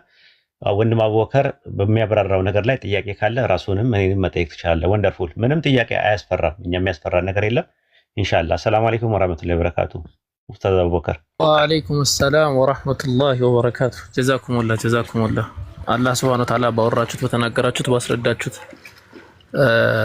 የምትጠቀሙ ያርጋችሁ። እንደ አዲስ ምናልባት ለሚያዳምጠው ለኖርማል ለሙስሊሙ ራሱ እንደ አዲስ ትምህርት የሚሆን ነገር ነው። በጣም የሚገርም ማብራሪያ ነው። አጠቃላይ ዛሬ እንደ አዲስ ሰው መጥቶ ቢያዳምጥ ራሱ የሚገርም ማብራሪያ ነው። እንደው አላህ ሱብሃነሁ ወተዓላ በተድላ ውስጥ እየሰራ ያለውን ስራ ነው የተረዳሁት ዛሬ እንደዚህ አሰባስቦ ሁሉም የራሱን ማብራሪያ በዚህ በሚገርም መንገድ ማለት ነው ህዝቡ የሚማርበትን መንገድ ፈጥሮታል ብዬ አስባለሁ። የተላ ከሄድም አንዳንድ ያደገኛ ስለሆነ አውቆ እዚህ ሊያስለፈልፍም ሊሆን ይችላል። እዚህ አሰባሰበው አላህ ያድርገው ኸይር ነው። በጣም ጥሩ ትምህርቶች እንትን ስለተባሉ ማለት ነው። የመጀመሪያው ርዕስ በደንብ አድርገው ከኡስታዙ ሄድ ጀምሮ ኢምሩ ከዛ ሳላህ በሚገርም ሁኔታ እንትን ተብሏል። ሌላ የጠየቀው ጥያቄ ላይ እስልምና የተፈጥሮ ሃይማኖት ነው የሚለውን ነገር ወይም ፊጥራ ወይም ደግሞ ተፈጥሯዊ ዝንባሌ የምንለውን ነገር እንዴት አድርገን ነው ማብራራት የምንችለው የሚለው ወሳኝ ነጥብ ነው በመሰረቱ ማለት ነው። እና ለዚህ ማብራሪያ ሳይንሳዊ የሆነ ማብራሪያ፣ ሳይኮሎጂካል የሆነ ማብራሪያ እንዲሁም ኢስላም ወይም ደግሞ ዲናችን የሚያስቀምጠውን ማብራሪያ በተወሰነ መንገድ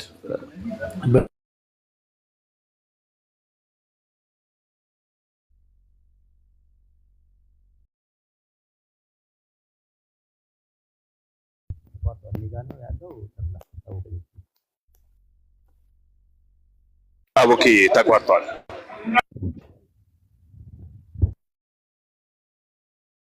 አቡኪ እየሰማንህ አይደለም፣ ድምፅህን ተቋርጠሃል። ስትጀምር እንደ አዲስ ብትጀምረው መልካም ነው። ሚስ እንዳናደርግህ ወጣ መሰለኛል። ኔትወርክ ማለት ነው።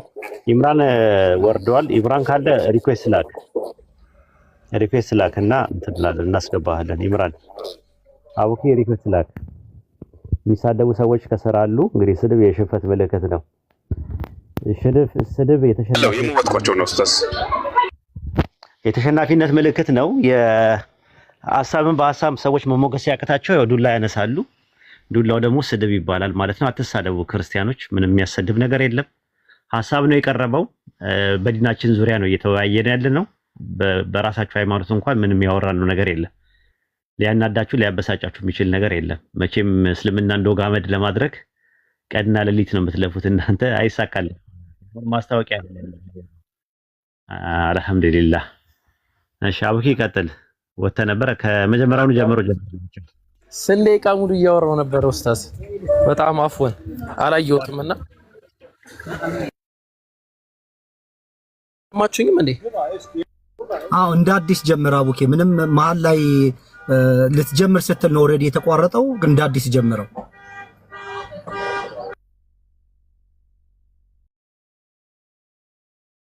ኢንሻአላህ። እሺ ኢንሻአላህ ኸይር ነው። ያው የመጀመሪያ ኢንትሮን ስላደረግኩኝ ወደ ሐሳቡ ነው ቀጥታ ምገባው ማለት ነው። ሐሳቡ ላይ ያስቀመጥኩት የሆነ ነጥብ ነበር።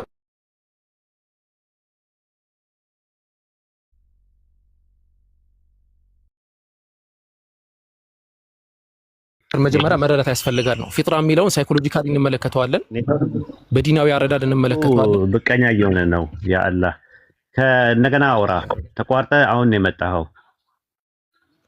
እሺ ኮፒ ሊንክ እሺ ኡስታዝ ኮፒ ሊንክ ይደረግና ችግሩ ያለው እንትኑ ጋር አይመስለኝም፣ እንትኑ ቤቱ ላይ አይመስለኝም። ምክንያቱም የኛ ድምጽ በደንብ ነው የሚሰማው። ኦኬ አንተ ምንድነው የምታረገው? እንትን በል አስተካክለው ዳታ ወይ ደግሞ ቦታ ዝም ብለህ ቀይር እስቲ ያለህበት ቦታ ላይ ዞር ዞር በል። አብሽር ኸይር። አሁን እዚህ ይሰማል ኡስታዝ? ምን የሚሰማው ያጠል? ኦኬ እሺ። ስለዚህ ፊጥራ የሚለውን ነገር ሳይኮሎጂካሊ ሳይንሳዊ በሆነ መንገድ ኢስላማዊ ደግሞ በሆነ በቁርአንና በሐዲስ መንገድ ልንረዳው ነው የምንሞክረው ማለት ነው፣ አላህ በፈቀደው ያክል። መጀመሪያ ማወቅና መረዳት ያለብን ነገር ፊጥራ ብሎ ማለት ራሱ ምን ማለት ነው? ምክንያቱም ያነሳው ጥያቄ ስለነበረ ማለት ነው። ፊጥራ ብሎ ማለት ወደ ኋላ በመልሰህና ተድላ በእናትህ ማህፀን ውስጥ ወይም ደግሞ በእናትህ ሆድ ውስጥ ሳለ እጅ የሚባል ነገር አላህ Subhanahu Wa Ta'ala ፈጥሮልሃል ወይም ያን ቅርጽ ሰጥቷል። እና በዛ ሰዓት ያ እጅ ለምን ነው የሚጠቅመኝ ብለህ በእርግጠኝነት ትጠይቃለህ። ምን ያደርግልኛል ትላለህ በዛ ሰዓት ማለት ነው። ግን የሚጠቅመህ ለወደፊት የሆነው ህይወት ነው። ስለዚህ እጅ እንደሚጠቅመው ሁሉ ፊጥራ የሚባለውም ነገር ያ ነው ወይ እንደዛ ነው ወይ የሚለው ነው የመሰረታዊ ጥያቄ ማለት ነው። ልክ ጆሮ ምናምን እንደሆነው ለኛ ተደርጎ የሚሰጠን ነገር ነው ወይ ነው ጥያቄው። መልሳችን አዎና አዎ ነው የሚሆነው። ግን መረዳት የሚያስፈልገው ነገር አለ። ብዙ ጊዜ አጽንኦት ሰጥቶትም ስለማንገነዘበው ነው። ነብዩ መሐመድ ሰለላሁ ዐለይሂ ወሰለም በሐዲስ ላይ ጅብሪል መጥቶ ኢስላም ማለት ምን ማለት ነው ሲላቸው ኢስላም ብሎ ማለት አንተ ሸሃዳ ላ ኢላሃ ኢላላህ ወአነ ሙሐመደን ረሱሉላህ ወቱቂመ ሰላተ ወቱእቲ ዘካህ ብለው ነው ያስቀመጡት። ዘካን መስጠት፣ ጾምን መጾም፣ ሰላትን መስገድ፣ አላህን አንደኝነት መመስከርና የነብዩ መሐመድ ሰለላሁ ዐለይሂ ወሰለም ነብይነት የኔም ነብይነት መመስከር ነው ብለው ነው ያስቀመጡት። ያንን ነው ወይ ያለን ያለ ነው የሚለውን ግን መገንዘብ ያስፈልጋል። እኛ ህፃን ልጅ ገና ሲወጣ አላሁ አክበር እያለ አሽሀዱ አን ላ ኢላሃ ኢለላህ አሽሀዱ ሙሐመድ ረሱሉላህ እያለ ይወጣል እያለን አይደለም። የኢስላምን ኮንሴፕት ማወቅ ያስፈልጋል። ለዛም ኢስላም የሚለውን ትልቁን ማዕቀፍ ዓም የሚባለውን የኢስላም ክፍል በሁለት አይነት መንገድ መረዳት እንችላለን ማለት ነው። አንደኛው ከውንይ ብለን የምናስቀምጠው ነገር አለ፣ አልኢስላሙል ከውኒ ወይም ኢራደቱል ከውኒያ ብለን እናስቀምጠዋለን። ሁለተኛው ደግሞ አልኢስላሙ ሸርዒ ወይም ደግሞ ኢራደቱ ሸርዒያ ብለን ልናስቀምጠው እንችላለን ማለት ነው። በኢራደቱል ከውኒያ ወይም ኢስላም አልከውኒይ ብለን በምንጠራው ይሄ አጽናፈ ዓለምን አጠቃላይ የአጽናፈ ዓለማዊ ፍላጎት ብለን ልናስቀምጠው እንችላለን። በዛ ሁኔታ እኔ ተድላ አይደለንም። ክርስቲያኖች፣ ሙሽሪኮች፣ መጁሶች፣ ጣዖት አምላኪያን ዓለም ላይ ያለ ሰው በሙሉ ሙስሊም ነው። ማስረጃ ከቁርአን አላህ ቁርአን ላይ ወለሁ አስለመ መን ፊ ሰማዋት ወልአርድ ጠውዐን ወከርሃ ለአላህ ለእርሱ ለአላህ ሱብሓነሁ ወተዓላ በሰማይ በምድር ያለ ሁሉ በእርሱ ውስጥ ያለ ሁሉ በውድም በግድም ለአላህ ሱብሓነሁ ወተዓላ የታዘዘ ነው ይለዋል። የአረብኛውን አንቀጽ የአረብኛውን ቃል ብትመለከተው አስለመ ነው የሚለው። አስለመ ነው፣ ታዛዥ ነው፣ ሙስሊም ነው።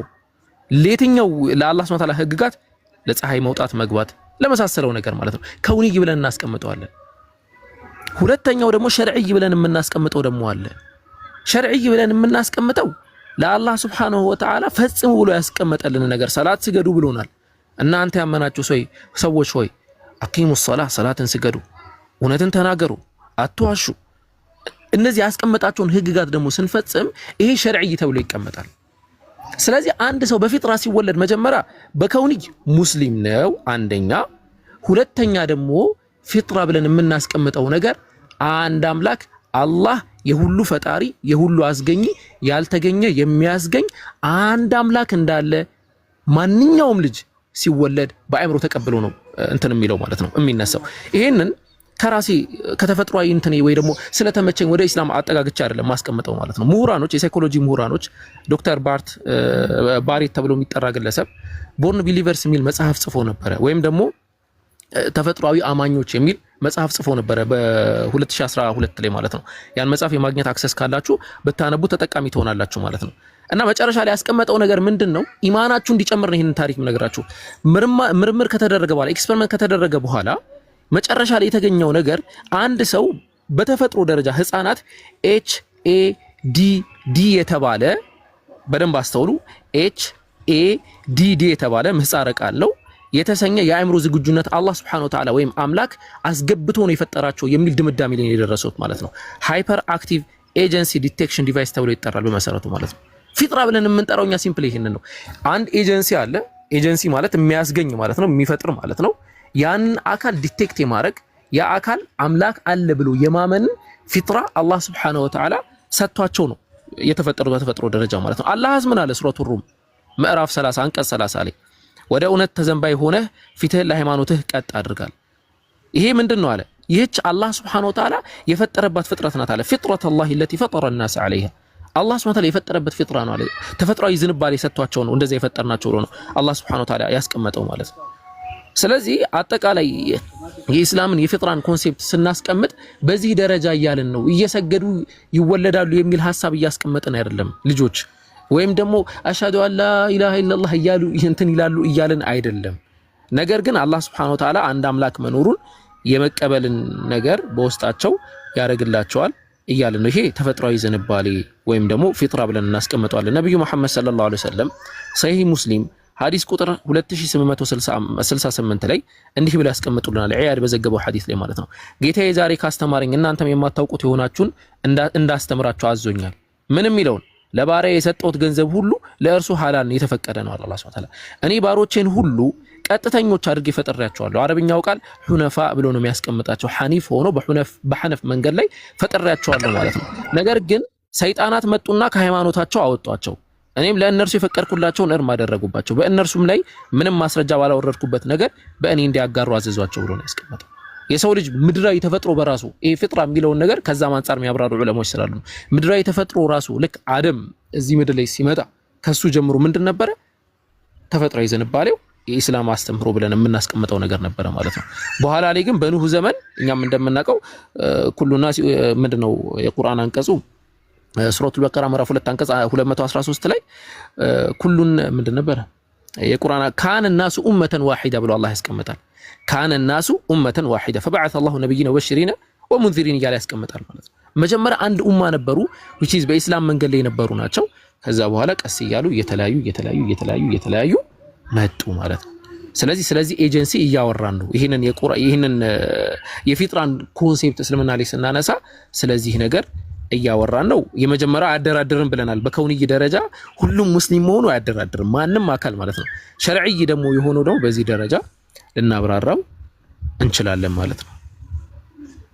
ምናልባት ካለውበት ምናምን ቦታ አንፃር ትንሽ የተዝበራረቀ ነገር ካለ በጥያቄዎች ደግሞ እያደስናቸው እየገነባናቸው እንሄዳለን።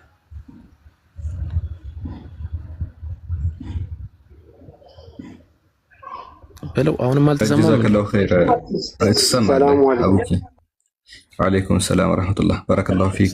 ጥሩ ማብራሪያ ነው። ኡስታዝ ቀጥሉ። ጃቢር ምሳላ አልችልም። እሺ ከዚህ በኋላ ስራ ላይ ነኝ። ሊድ አድርጉት የሆነ ሰው ወይ ሳላ ወይ ጃቢር ፋሲሊቲ አድርጉት ቤቱን። ዝም ብሎ ገስት ላይ ይቀመጥ አካውንቱ። አልችልም። ከአንድ ሰዓት በኋላ እመጣለሁ። እሺ ኢንሻአላህ ከተዘጋ ደግሞ ኢንሻአላህ ሌላ ቤት እመጣለሁ። ወሰላሙ አለይኩም። አለይኩም ሰላም ወራህመቱላህ። ጃቢር ቀጥል። እሺ ሰላም አለይኩም ወራህመቱላሂ ወበረካቱ ብያለሁ። ያ ጀማ እንዴት ናችሁ? ታዲ ሰላም አለይኩም ብያለሁ።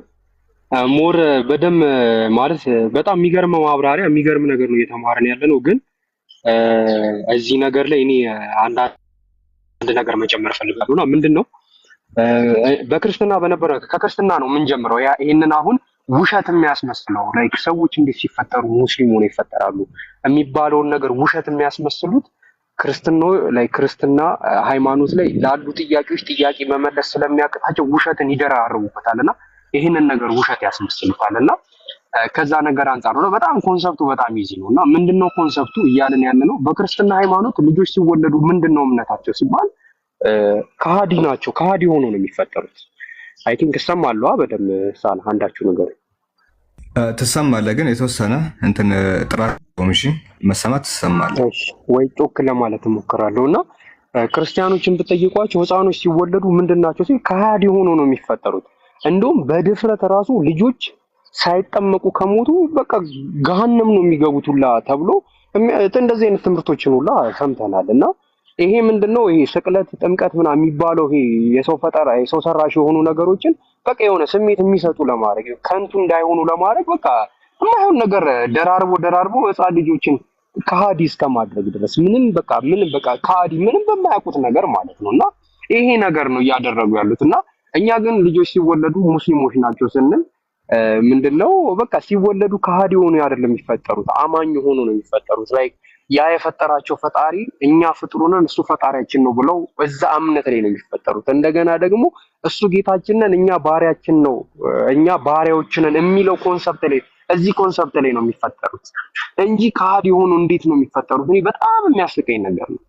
እና ምንድነው ያጀማ ሁላችሁም ፎከስ ማድረግ ያለባችሁ ነገር እስልምና ሃይማኖት ቅድም ከንዊኒና ሸርዒ የሚባል ነገር አለ። ከንዊኒ ማለት እንትን ፊጥራ ወይ ደግሞ ከንዊኒ የሚባሉት ነገሮች ምንድናቸው? ሰዎች በተፈጥሮ ሲወለዱ ከሃዲ ሆኖ አይደለም የሚፈጠሩት፣ አማኝ ሆኖ ነው ያንን አምላክ አማኝ ሆኖ ነው የሚፈጠሩት። እና ካደጉ በኋላ ነው ወይ የሚያስክዷቸው ወይ ደግሞ የሸርዒ ማለት ላይ ህግጋትን መጽሐፍትን የተላኩላቸው መልእክተኞች እንደገና ደግሞ በዛ መልእክተኛ በኩል ከአምላክ የተሰጣቸውን መጽሐፍ አንብቦ ምናምን ነገር የተለያየ የዲን ዕውቀቶችን አካብተው እምነታቸውን የሚያጠናክሩበት ነገር ነውና ምንድነው ነብዩ መሐመድ ወደ ምድር ከመምጣታቸው በፊት በቁርአን የሚተዳደሩ ሙስሊሞች አልነበሩ። ምክንያቱም ቁርአን የሚባለው መጽሐፍ ወይ ደግሞ ፉርቃን የሚባለው መጽሐፍ የመጣው በነብዩ መሐመድ ዘመን ነውና ከዛ በኋላ ያሉ ዘመኖች በቁርአን የሚተዳደሩ ሰዎች ናቸው። ከዛ በፊት ታዲያ ሙስሊሞች አልነበሩም ከሆነ ጥያቄ ሙስሊሞች ነበሩ፣ ግን የየራሳቸው መተዳደሪያ አላቸው።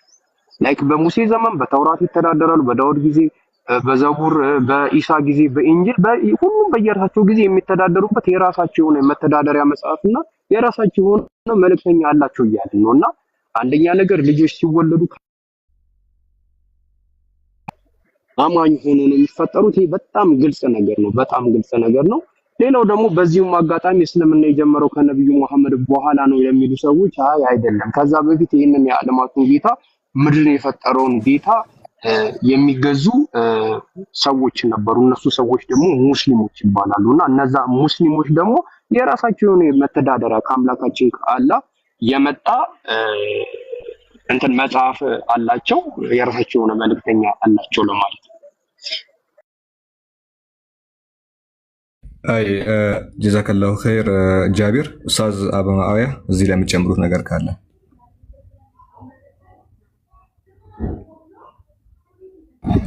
ሰላም አለይኩም ወራህመቱላሂ ወበረካቱ። ወአለይኩም ሰላም ወራህመቱላሂ። እንዴት ናችሁ? ወአለይኩም ሰላም ወራህመቱላሂ። እኔ እንኳን በጣም ብዙ የምጨምረው ነገር የለኝም። ፊጥራ በኢስላም ፊጥራ የሚባሉ ነገራቶች ቅድም ከውኒና ሸርዒ ኢስላም ማለት ከውኒና ሸርዒ ነው ብሎ ቅድም ኡስታዞች እንዳስረዱት፣ እስቲ ምን ማለት ነው ከውኒ ማለት ማለት ነው ሸርዒ ማለት ምን ማለት ነው ብለን እንሄድ። አንድ ሰው ይሄ ዩኒቨርስ በቀጥታም ይሁን ይሄ አምላክ ይሄ ዩኒቨርስ የፈጠረው አምላክ ይሄን ዩኒቨርስ ለአምላክ ትዕዛዝ እንዲያደር አርጎ ነው የፈጠረው። 4 ነጥብ። ለአምላክ ትዕዛዝ ሳይወድ በግዱ የአምላክን ትዕዛዝ የሚታዘዝ ሆኖ ነው ይሄ ዩኒቨርስ የተፈጠረው። ማስረጃ ለምሳሌ አንድ ሰው ከአምላክ ትዕዛዝ ውጭ አምላክ እሱን ከፈጠረው ውጭ ለምሳሌ አምላክ እሱን ከፈጠረው ውጭ እኔ እጄ ግንባሬ ላይ ነው ሆኖ መፈጠር አለበት ብሎ የሚያስብ አካል አለ? እጄ መፈጠር ያለበት ግንባሬ ላይ ነው ብሎ ያላለ? ይሄ ሰውነታችን አካላቶች በአጠቃላይ ለአምላክ የታዘዙ ናቸው። አምላክ እንደዚህ አድርጎ ከፈጠረን በኋላ እነዚህን የተፈጠርንበትን ፍጥረት መቀየር አንችልም። ለምሳሌ አንድ ሰው አይኔን እግሬ ላይ ነው ማለት ይችላል? ይሄ ማለት ለአምላክ ትዕዛዝ አድሯል ማለት ነው። ሰውነቱ በአጠቃላይ አለይኩም ሰላም። እነዚህ ፍጥረቶች አላህ Subhanahu Wa Ta'ala ይሄን ዩኒቨርስ ሲፈጥር ለሱ ትዕዛዝ እንዲያድር አርጎ ነው የፈጠረው። ይሄ ምን ተብሎ ይጠራል? ለአምላክ እጅ መስጠት። ለአምላክ እጅ መስጠት ምን ተብሎ ይጠራል? ሙስሊም ተብሎ ይጠራል። ይሄ ከውኒ ይባላል። ምን ተብሎ ይጠራል? ይሄ ከውኒ ይባላል። ለዚህም ነው እነዚህን ፍጥረታቶች ኩሉ መውሉድን ይውለዱ ዐላ አልፊጥራ፣ እያንዳንዱ ሰው የሚወለደው በፊጥራ ነው አለ። በሰሊም የሆነ አባት ነው። ወአበዋሁ አባቶቹ አለ ይሐውዳኒሂ አባቶቹ ይሁዳ ያደርጉታል፣ አው ይነስራኒሂ ወይ ነሳራ ያደርጉታል፣ ክርስቲያኖች ያደርጉታል፣ አው ይመጅሳኒሂ ወይም ሳት አምላኪ ያደርጉታል። ቤተሰቦቹ እንጂ ልጁ በአጠቃላይ ሲፈጠር የሚፈጠረው የአምላክን ትእዛዝ አክብሮ ነው። የአምላክ በአምላክ ህግ ነው የሚፈጠረው። ከአምላክ ህግ ውጭ ሊወጣ አይችልም። ያ በአምላክ ህግ ውጭ የተፈጠረው ልጅ ለአምላክ እጅ ተሰጥቶ ነው የሚፈጠረው። ከዛ በኋላስ ማምለክ እንዴት ነው ማምለክ እንዴት ነው አምላክን ማወቅ ያለብኝ የሚሉት ነገራቶች ግን ሸሪዒ ይባላሉ። መልእክተኛ ተልኮ አምላክ ይሄ ዩኒቨርስ የፈጠረ አምላክ ይሄ አምላክ አምልኮት ይገባል ሲባል እንዴት ነው የሚመለክ እንዴት ነው መመለክ ያለበት ሲባል እንዴት መመለክ እንዳለበት የሚያስተምራቸው መልእክተኛ ይልክላቸዋል። መልእክተኛ ይልክላቸዋል። ለዚህም ነው ወማ አርሰልና ሚን ረሱልን ኢላ ቢሊሳኒ ቀውሚሂ ሊዩበይነ ለሁም አንድን መልእክተኛ አላክንም መልእክተኛው የተላከላቸው መልእክተኛው በቋንቋቸው እነሱ አምላክ እንዴት እንደሚመለክ ሊያስረዳቸው ካልሆነ በቀር ይላል። አምላክ እንዴት መመለክ እንዳለበት አምላክ ነው የሚነግረው። በዚህ መልኩ አምልኩ ብሎ አምላክ ነው የሚነግረው። አምላክ ለኛ በነገረን መልኩ ያ ያወቅነውን አምላክ በዛ መልኩ እናመልከዋለን። ገብታችኋል? ያ ያወቅነው ይሄን ዩኒቨርስ የፈጠረ አንድ አምላክ አለ። አዎ አለ። ያ አምላክ የፈጠርንበት ዓላማ ምንድነው? እኔን ልታመልኩኝ ነው ብሏል። ልናመልክ ሲገባ እንዴት ነው የምናመልክ? እንዴት እንደምታመልኩኝ መልእክተኛ ልክላችሁ ክፉን ከደጉ ለይታችሁ የሚያስተምራችሁ መልእክተኛ ልክላችኋለሁ አለ። ያ ምን ተብሎ ይጠራል? ሸሪዒ ተብሎ ይጠራል። የተላከልን መልእክተኛ መከተል አምላክን ሱብሓነሁ ወተዓላ ለአምላክ እጅ መስጠት አልፎ አምላክ እንዴት እንደሚመለክ ያላከልን መልእክተኛ ደግሞ የሚያስተምረን መልእክተኛ ሸሪዓዊ ይዞ ይመጣል። መልእክተኛው የምንመራበትን ህግ ይዞ ይመጣል ማለት ነው። ይሄ ነው ሸሪዒ ማለት። ለምሳሌ ይሄ ዩኒቨርስ ካስተማረን በኋላ ይሄን ዩኒቨርስ የፈጠረው አምላክ ደግሞ ተመላኪነት ይገባዋል ትላለህ። ምክንያቱም ዝም ብሎ ለከንቱ የተፈጠርን ሰዎች አይደለንም እንጂ አንድ ልጅ ሲፈጠር ልክ ከናቱ ማህፀን ሲወጣ አሽሀዱ አን ላ ኢላሃ ኢላላህ ወአነ ሙሐመድ ረሱሉላህ ብሎ ይወጣል የሚል አንድም ሙስሊም አስተምሮ የለም። እንደዚህ አይደለም እንለው። ያ ልጅ ሲወጣ ግን መውጣት የምፈልገው ከማህፀን አይደለም ማለት ግን አይችልም። የአምላክ ትእዛዝ ነው፣ የአምላክ ፍቃድ ነው። አምላክ በዛ መልኩ ነው የፈጠረው። ይሄን በዚህ መልኩ አልፈጠረም ማለት አይችልም። የፈጠረው አምላክ በማህፀን ሲንከባከብ የነበረው አምላክ ማን እንደሆነ የሚያስተምረው ግን መልእክተኛ ያስፈልገዋል። ስለዚህ ከዛ አንፃር ነው ያ መልእክተኛ ነው። ለዚህም ነው አባቶቹ ተነስተው አንድ ልጅ ይሁዳ ያደርጉታል፣ አንድ ልጅ ነሳራ ያደርጉታል እንጂ በፊጥራ የሚወለዱ ህፃናቶች በአጠቃላይ አማዞን ጫካ ውስጥ ብትሄዱ ምንም ቦታ ላይ ምንም ያልተማሩ ራቁታቸውን አካላቶች ብትሄዱ እነዛ ሰዎች አንድ አምላክ እንዳለና ፈጣሪ የሆነ አካል እንደፈጠራቸው ያምናሉ። ያ አምላክ ግን የሚያውቁበት መንገድ የሚያስተምራቸው መልእክተኛ ይላክላቸዋል ነው የምንለውኛ። ይሄ ሸሪዒ ይባላል። ለዚህ ከብዙ በጥቂት ይሄን ይመስላል። ብዙም ማብዛት ስላልፈለኩ ነው። ቴንክ ዩ። ሰላም አለይኩም። ጀዛከላሁ ኸይር ወንድም ኡስታዝ አቡ ሙአዊያ። እሺ በፊጥራ ላይ የመጨረሻ ነገር ወንድም ኤልያስ ሀሳብ ካለው ወደ ኤልያስ እንሄድና ወንድማችን ተርላ ደግሞ ተጨማሪ ጥያቄ ካለው ወይ ደግሞ ክሊር አይደለም ብሎ የሚያስበው ነገር ካለ እሱን እንዲጠይቅ እናደርጋለን። ኤልያስ እዚህ ላይ የምጨምረው ነገር ካለ። እሺ ድምጽ የሚሰማ ከሆነ ቢስሚላህ አልሐምዱሊላህ ወሰላቱ ወሰላሙ ዐላ ረሱሊላህ ሰለላሁ ዐለይሂ ወሰለም። ስለተነሱ ሶስቱ ፖይንቶች በሐቂቃ ያው በደንብ ተብራርቷል። አሁን ስለ ድምጽ ከፍ አድርገህ አይሰማም። አሁን ይሰማል? አሁን አይሰማም። እስቲ እሺ አሁን ድምጽ ከፍ ለማድረግ ሞክራለሁኝ። ምንድነው ስለተነሱ ሶስት ፖይንቶች ተነስተው ነበረ መጀመሪያ ላይ። እሱ ምንድነው ስለ ሐዲስ አስፈላጊነትና አስረጂነት እንዲሁ ደግሞ ስለ 72 ሚስቶች ስለተባለው ፖይንት እንዲሁ ደግሞ ስለ ፊጥራ የፊጥራውን ፖይንት ወደ 3 ሰው ምናምን በደንብ አብራርቶታል። ጃቢር፣ አቡኪ፣ ኡስታዝ አቡ ሙአዊያ ሌሎችንም ሐሳቦች ከወንድሞችም ኡስታዞችን በደንብ ስላብራሩት እሱ ላይ እኔ ሐቂቃ መጨመር መፈለገው ሐሳብ የለኝም። ግን አንድ መናገር መፈለገው ሐሳብ አለ። ምናልባት እሱ ላይ ያወራሉ። እሱ ምንድነው መፈለገው ሐሳብ አለ። ምናልባት እሱ ላይ ያወራሉ። እሱ ምንድነው መፈለገው ሐሳብ ይታኪ ባረከላሁ ፊክ። እሱ ምንድነው የፖድካስቱ ፕሮግራምን በተመለከተ ነው። ፖድካስት አንድ ሰው ወደ እስልምናውን ተድላ እንደምናውቀው ወንድማችን በቅርቡ ነው ወደ እስልምና የመጣው። ኡስታዝ ወሂድ መጀመሪያ ስንጀምር ካዳመጣችሁ ገና የ3 ወር ህፃን ልጅ ነው ብሎ የገለጸ የ3 ሳምንት ነው የ3 ወር። አዎ በትክክልም እንደዛ ነው። ከእድሜ አንጻር ሳይሆን ለእስልምና አዲስ ከመሆኑ አንጻር ገና እንደተወለደ ህፃን ልጅ ነው። ግልጽ ነው አይደለ? ነብዩ ሰለላሁ ዐለይሂ ወሰለም እንደተናገሩት በቃ ያለፈው ወንጀሉ ሁሉ ታብሶለታል። ገና እንደተወለደ ልጅ ሆኖ ነው የሚወለደው ማለት ነው። ድምጼ በትክክል ይሰማል አይደለ? ይሰማል፣ በደንብ ይሰማል። አዎ ይሰማል። መርሐባ። እና ልክ እንደዛ አይነት ልጅ ሆነ ስለተወለድክ ሁሉ ነገር ካንተ የተሻለ የሆነ ሰው ሊያመላክትህ ይገባል ማለት ነው። ለምሳሌ አንድ የ3 ሳምንት ወይንም የ3 ወር ህፃን ልጅ የሆነ ሩቅ ቦታ ማንም ሰው አይልከውም አይደለ? ማንም ከእናቱ ጋር ወይም ከአባቱ ጋር ነው ሊሄድ የሚችለው ወደ እነዛ አይነት ቦታ ላይ። እንደዚሁም ገና አዲስ የሆነ ሰው ሐዲስ አህድ የሆነ እኮ ሰሐቦችም እኮ ገና እንደሰለሙ እኮ ነብዩ ነበረ እጃቸውን ይዘው ሁሉ ነገር እግር ለእግር ኮቴ ለኮቴ የተከተሉ ከነብዩ ስር ነበር የሚማሩት።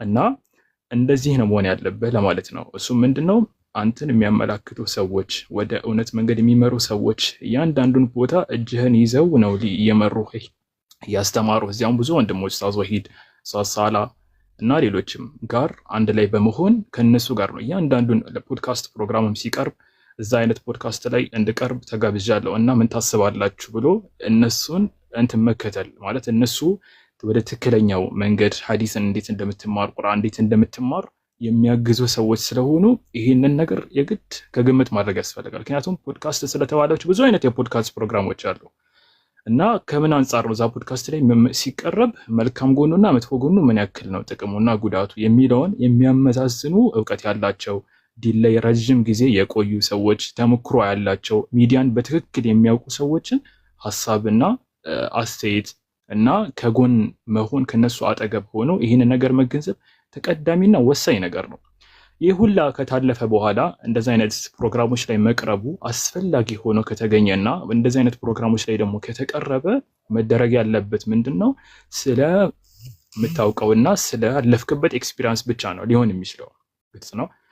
ምንድነው እሱ አንተ አሁን አብዛኛው እድሜህን ያው ከእስልምና ውጭ በሆነ ሃይማኖት ካሳለፍክ ምናልባት እዛ ሃይማኖት ላይ ሆነ ያያቸው ክፍተቶች እንዲሁ ደግሞ ወደዚህ ሃይማኖት እንድትመጣ የገፋፋህን ነገሮች ብሎም እስልምና ላይ አንተ በፊት እያየኸው የምታውቃቸው መልካም ጎኖች ጠይቀሃቸው ደግሞ ክርስትና ላይ ያልተመለሱልህ ጥያቄዎች ካሉ ወይ ደግሞ ከመስለምህ ጋር ምንድነው እንትን ማርኮ እስልምና ላይ እንድትገባ ያደረገ ፖይንቶች ሊነሱ ይችላል። ፖድካስት ፕሮግራሙ ላይ ግን ስለ እስልምና ዝርዝር የሆኑ ፖይንቶች ግን አንስተው ከጠየቀ ግን ያ ፖድካስቱ አቅራቢ ሰውዬ በራሱ የተሳሳተ ሆኖ ሳለ መመለሱም ደግሞ እንደዚህ አይነት ትልልቅ አጀንዳዎች ላይ መመለሱ ራሱን የቻለ ምን ይሆናል? ስህተት ይሆናል። ራሱን የቻለ ስህተት ይሆናል። ምክንያቱም ትልልቅ አጀንዳዎች ላይ ኡስታዞች እንኳን በጣም ሀያ አድርገው በደንብ አጥንተው ተመካክረው ሀሳብ የሚሰጡበት ፖይንቶች ላይ እንደ መናገር የሆነ እንደ ቀላል ነገር ሆኖ መታየቱ የተለመደ ይሆናል ማለት በእንደዚህ አይነት መልኩ ከሄደ ምንድን መደረግ ያለበት አሁን ቀደም የጠቀስኳቸውን ፖይንቶች በተመለከተ ብቻ የተመረቀ ይሄንን በዋነኝነት ካንተ የበለጠ ከግምት ማድረግ የነበረበት ፖድካስቱን የሚያቀርበው ሰው ነው። ይህንን ደግሞ ለማወቅ ዋነኛና አስፈላጊ የሆነው ነገር ምንድነው? መጀመሪያ ወደ ፖድካስት ፕሮግራም ሲሄድ ማማከርና እውቀት ያላቸው በሳል የሆኑ ሰዎች ኢስላምን በትክክል ያጠኑ ሚዲያን በትክክል የሚያውቁ ኡስታዞችን ማማከርና ከነሱ ጋር ሐሳብ መቀበል ተቀዳሚ ነገር ነው። ይሄ መቼ ነው? እስከምታድግ ድረስ። እስከምታድግ ያው በእድሜ አይደቀደም ተናግሬዋለሁ። ከኢስላም አዲስ ነው። ካደግክ በኋላ ደግሞ ራስህን መቻል ስትጀምር የዛኔ ደግሞ በራስህ ብዙ አይነት ነገሮችን ትገነዘባቸዋል። እንደዚህ አይተህ የምትለያቸው ብዙ ነገሮች ይኖራሉ። ሰምተህ ገና ስትሰማ አንድ ሰው ገና ንግግሩን 1 2 ወይም 3 ቃላት ሲናገር ይሄ ሰው የከየት አካባቢ እንደመጣ ምን አይነት ባክግራውንድ እንዳለው ገና ከድምፁ ያስታውቃል። አነጋገሩ የመጣው ለምን አይነት ዓላማ እንደሆነ ገና እንደዚህ አይቶ እንኳን ይለዩታል አብዛኞቹ ሰዎች። እና እዛ ደረጃ ላይ ግን ከመድረስ በፊት የአሁኑን ያነሳኋቸውን ነጥቦች ከግምት ማድረግ አስፈላጊ ነገር ነው ማለት ነው። ይሄ ነው የኔ ሐሳብ።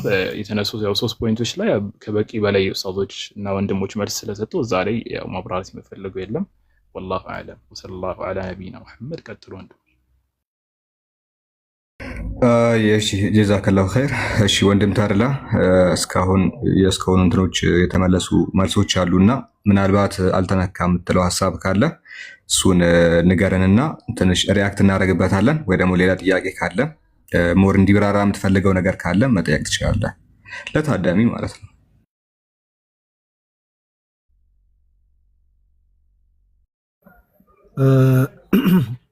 ማን ነበር አሁን የተናገረው ወንድም?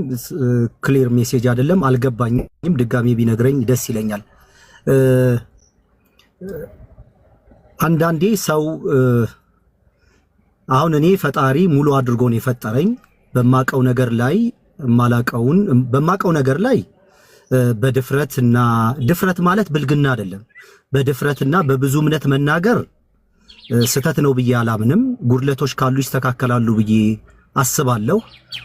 ግን በእያንዳንዱ ጉዞዬ ላይ ግን ሰውን እያስፈቀድኩኝ መሄድ ጤነኛ ሐሳብ ነው ብዬ አላምንም። ሚስ አድርጌ ከሆነ ድጋሜ ትመልስልኛለህ። ቅድም ግን ሁልጊዜ ጃቢር ምን ያህል እንደሚረዳኝ አላቅምና ጎበዝ ነው። ቅድም በሰፊው አልሄደበትምና በጣም ልቤን ይነካኝን የጃቢርን ሐሳብ እኔ ደግሜ በደንብ ላብራራው። አንድ እውነትን ለመሸፈን በብዛት ከራሳቸው ችግር ነው የምንጀምረው። ይሄ በጣም መሰረታዊ ነገር ነው። ሪከርድ አድርጉት፣ ሁላችሁ ሪከርድ አድርጉትና ለብዙ ሰዎች መልስ እንዲሆን ነው። ሁልጊዜ ከዚህ በፊትም ብሮድካስት ላይ ስለ ጃቢር የተናገርኩት ነገር አሉ። አንዳንድ ይሄ የሰውን ስሜት የተናገረበትን ሞቲቭ ምን አይነት ነገር ያስፈልገዋል ብሎ ግራና ቀኝን አመላክቶ የሚሰጡ መልሶች መድኃኒቶች ናቸው። አሁን ሙስሊም አንድ ሰው ሲወለድ ሙስሊም ነበረ የሚለውን ሐሳብ ለማጠልሸት ከነሱ ስተት እንጀምራለን። ይሄ በጣም መሰረታዊ ነገር ነው። ቴንክ ዩ ሶ ማች ጃቢርዬ። አንድ ህፃን ልጅ ሲወለድ ጀምሮ ኃጢአተኛ፣ እርኩስ፣ ከሃዲ ተደርጎ መቆጠር የሚለው ትምህርት ራሱ ለምን መጣ? ይሄ በጣም ልብ የሚነካ ነው። አሁን ከተነጋገርናቸው ትልቁ ቁም ነገር ትልቁ ቃል ይሄ ቃል ነው። ሰው ምንም ሙስሊም ካልሆነ ሙስሊም የሚለውን ነገር ለመሸፋፈን በተፈጥሮ ፈጣሪ እነዚህን ነገሮች ሰው ላይ እምነትን፣ መገዛትን፣ መካድን፣ ማመንን የሚለውን የተፈጠሩትን ነገሮች አክሴፕት እንዲያደርግ አንድ ህፃን ልጅ የ9 ወር ልጅ የ1 ወር ልጅ ከሃዲ በአዳም የገባበት ዘር ኃጢአተኛ ነው አድርጎ መቁጠር ራሱ ከየት የመጣ ትምህርት ነው? የትኛውን ትምህርት ለማፍለስ ነው ይሄ ትምህርት የመጣው የሚለው ይሄ በጣም አነጋጋሪ በጣም መሰረታዊ ነገር ነው። መልስ አላቸው ይሄ ለዚህ እንዴት ነው አንድ ልጅ ሲወለድ ኃጢአተኛ ከሃዲ ሆኖ የሚወለደው? ምን አውቆ? ባልነበረበት ዘመን በአዳም የገባው ኃጢአት በልጁ ውስጥ ዘር ተላልፏል ተብሎ አንደኛ ይሄ ራሱ መጽሐፍ ቅዱሳዊ ሐሳብን የሚጋጫል። ምንም የማያውቅ ልጅ ኃጢአተኛ አድርገህ መቁጠር ከመጀመሪያም የነበረውን ተፈጥሯዊ ስርዓት ጋር ለመጋጨት ካልሆነ በስተቀር ይሄ አንድ ሰው በተፈጥሮው የሚያምነው ነገር አለ ማለት እንትን የሆነ ሆኖ የሚወለደው ነገር አለ ማለት ነው። ያ ሆኖ የሚወለደውን ነገር ኃጢአተኛ ነህ መናገር፣ መስማት፣ ማስተዋል የማይችል ልጅ ኃጢአተኛ አድርገህ እንዴት ትቆጥራለህ? ስለዚህ ሊቃወሙትና ሊሸፋፍኑት የፈለገ ትምህርት አለ ማለት ነው። እኔ መጀመሪያም እንደተናገርኩት ከተናገርኳቸው የ3 ሰዓት ቆይታ ውስጥ እኔ በራሴ እኮ አምሯልኝ 99 እንደው ፐርሰንት ብል ጤነኛ ነገር ነው ያስተላለፍኩት። ብዙ ሰዎችን የሚያነቃቃ ብዙ ሰው ምስልምናን እንዲያይ ብዙ ሰው እንዲበረታታ በራሴ ያወቅኩትና የተረዳሁትን ነገር በድፍረት ነው የተናገርኩት። አብዛኛው ጊዜ ደግሞ የሰነበትኩባቸው ነገሮች ነው የተናገርኩት። እነዛ ከሰነበትኩባቸው ነገሮች እስልምናን እንድመርጥና እስልምና እንድከተል ያደረጉኝ ነገሮች ብዬ ደግሞ በዝርዝር ማብራሪያ አድርጌያለሁ። እነዛ ነገሮች ሰው አላማክርም። እኔ ራሴ ነኝ ላቀም የምችለው። ምን ብዬ ልናገር ብዬ ሰው አላስፈቅድም። እነዛን ኢሞሽኖች፣ እነዛን ስሜቶች፣ እነዛ ማስተዋሎች አሉት እኔ ጋር ነኝ፣ እኔ ጋር ናቸው ያሉት። እስልምናን እንዴት እንደወደድኩት፣ እስልምና እንዴት እንደተቀበልኩት፣ እስልምና እንዴት አፕሪሼት እንዳደረኩት እኔው ብቻ እኮ ነኝ የማውቀው። እኔ ብቻ የማውቀውን ነገር እንዲህ ብዬ ልናገር ነው ብዬ ሰው ፍቃድ አልጠይቅም። ግን አንድ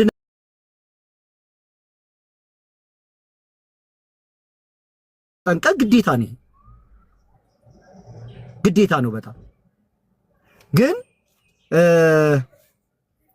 አማርኛ ሁልጊዜ ስናወራ ወይም ስንነጋገር በየትኛውም ቋንቋ ላይ አንዳንዴ ሐሳብ ሊገልጽልናል ብለን የማንጠብቃቸው ነገሮች በመሃል ስተው የሚገቡ ነገሮች አሉ።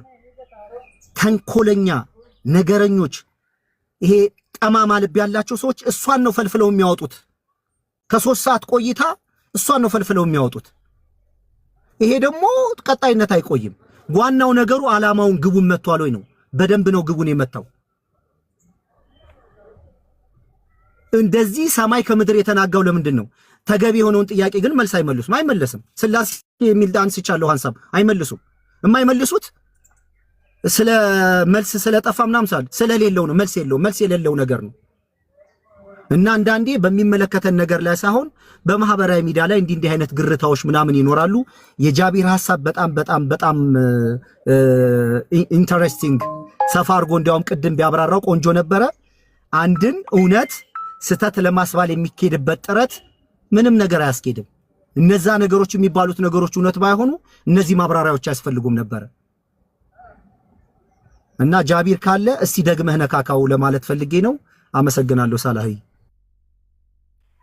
እሺ እንትን ተርላ በጣም ማውራት የማይመችኝ ቦታ ነው። ላይክ በጣም በቃ ማውራት ግዴታ እንዳለብኝ ስለተሰማኝ ነው እንጂ በቃ በዚህ ራሱ ጉዳይ በጣም በሰፊው ምክንያቱም ኮመን የሆኑ ሴንሶች አሉ ብዬ ስለማስብ ሌላ በጣም ብዙ ማውራት የምንችልባቸው ነገሮች አሉና ምናልባት የምችል ከሆነ ማታ እኔ ነፃ መሆን እችላለሁና 1 ሰዓት ላይ ወይ 2 ሰዓት ላይ ቤት መጣክ ታላቁም ይኖራል ሌሎችም ወንድሞች አለን በደም ብንሄድ ሁሉም ደስ ይላል። እኔ አሁን የሚመች ቦታ ጦር ሜዳ ላይ ሆኜ ነው እያወራ ያለው።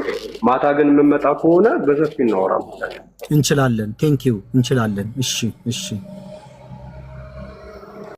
ተድላ አንድ ማንሳት ሰዓት ካለህ ማለት ነው። ሰዓት ካለህ አንድ 5 ደቂቃ ምናምን ነው የምወስደው። ይቻላል። 5 ደቂቃ ወስጄ ክሊር ማድረግ የምፈልገው ነገር አለ። እዛው ፖድካስቱ ላይ ካነሳው ነገር አንድ ኡስታዝ የሆነ ነገር ይናገራል፣ ያኛውም የሆነ ነገር ይናገራል። ያው በሰዎች መካከል ልዩነቶች አሉ። በነገራችን ላይ ስለ ሰዎች ከሆነ የምናወራው ስለ ኡስታዞች ከሆነ የምናወራው አንድ ኡስታዝ የተናገረውን ነገር የመቀበል ግዴታ የለብንም። እሱ ላይ ትክክል ነህ። የሆነ ሼክ የተናገረው ነገር ከዛኛው ሼክ ጋር ላይስማማ ይችላል። የሚረዱበት መንገድ የተለያየ ሊሆን ይችላል። ሼክ እኮ አይደለም ዓሊም እንኳን ቢሆን ሼክ ከዛ ዓሊሞች እንኳን ቢሆኑ አዋቂዎች ሊቃውንቱ እንኳን ቢሆኑ የሆነ ነገር ተናግሮ አንተን ማይጠምህ ከሆነ ልክ ካልሆነ እሱ የተናገረው ነገር የእሱ ትምህርት ከሆነ አለመቀበል ትችላለህ። ሪጀክት ማድረግ እንችላለን ነው። አንዱ ተናግሮ ያኛውም ተቃራኒ የሚናገር ከሆነ እንደዚህ አይነት ነገራቶች አሉ። በማን መካከል? በሼኾች መካከል፣ በሰዎች መካከል የሚረዱበት መንገድ የተለያየ ሆኖ ሊጋጩም ይችላሉ። ነገር ግን ይሄን ወደ ሐዲስ ማምጣት የለብንም። ይሄን ወደ ሐዲሶች ማምጣት የለብንም። እንደውም ዓሊሞች በዚህ ጉዳይ በጣም ጥሩ ነገር ይናገራሉ። እንደውም ልዩነቶች ሲኖሩ ወዴት ነው ማምጣት ያለብን የሚለውን በተመለከተ እስቲ አንድ ነገር ላስቀምጥልህ። መጀመሪያ ግን የጀስት ሰዎችን ንግር አይደለም የዓሊሞችንም እንኳን ቢሆን በዚህ ወይ ከሆነ ሪጀክት ማድረግ እንደምንችል አንድ ኪታብ አለ። እሱን ልጥቀስላችሁ። እሺ ትልቁ ላይ ሆኜ ልክፈተው። እሺ አንድ ኪታብ ነው ማሳያችሁ። አዲኑል ኻሊስ የተሰኘ መጽሐፍ ነው። አሩ ነው ምን ያህል እንደሚታይ ትንሽ ብለር ያደርጋል መሰለኝ አይደለ? በትክክል አይታይም። ቆይ አንዴ ይታያል እንዴ ጋይስ? ይሄ በስርዓት ይታያል? አይደለም ክሊር አይደለም። ደብዘዝ ብሏል። ሳላ ልውጣና ወይ ቆይ እስቲ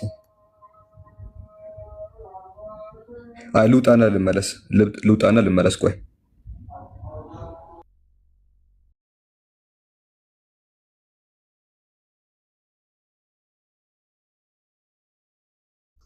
ታብታብ አድርጉ። ታች ያላችሁ ወንድም እህቶች ታብታብ አድርጉት በደንብ።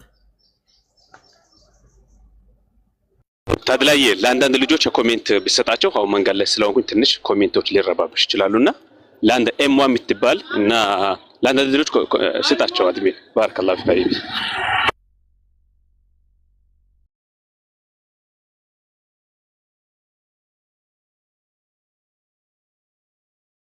ሮዚ የምትባል ልጅ አለች። አንዳንድ ቁጥር ጻፍ። ሮዚ ኤምዋ አንዳንድ ቁጥር ጻፍ። ኢንሻአላህ ይሰጣቸዋል። ኮሜንቶች ተቆጣጣሩ። አብዲ የሚባል ልጅ አለ። ማሻአላህ ጎበዝ ልጅ ነው። አብዲ ደጋግማ አንዳንድ ቁጥር ጻፍ። እሺ አስፉኝ አንድ ጊዜ አድሚኖች። እሺ ይሄንን ነው ማንሳት የፈለግኩትና የሆነ ጊዜ ኢማሙ ዳውድ የሚባል አንድ ዓሊም አለ። የዛሬ 1300 ዓመታት በፊት ነው፣ የቆየ ታሪክ ነው። ይሄ 1300 ዓመታት ምናምን ይሆናል።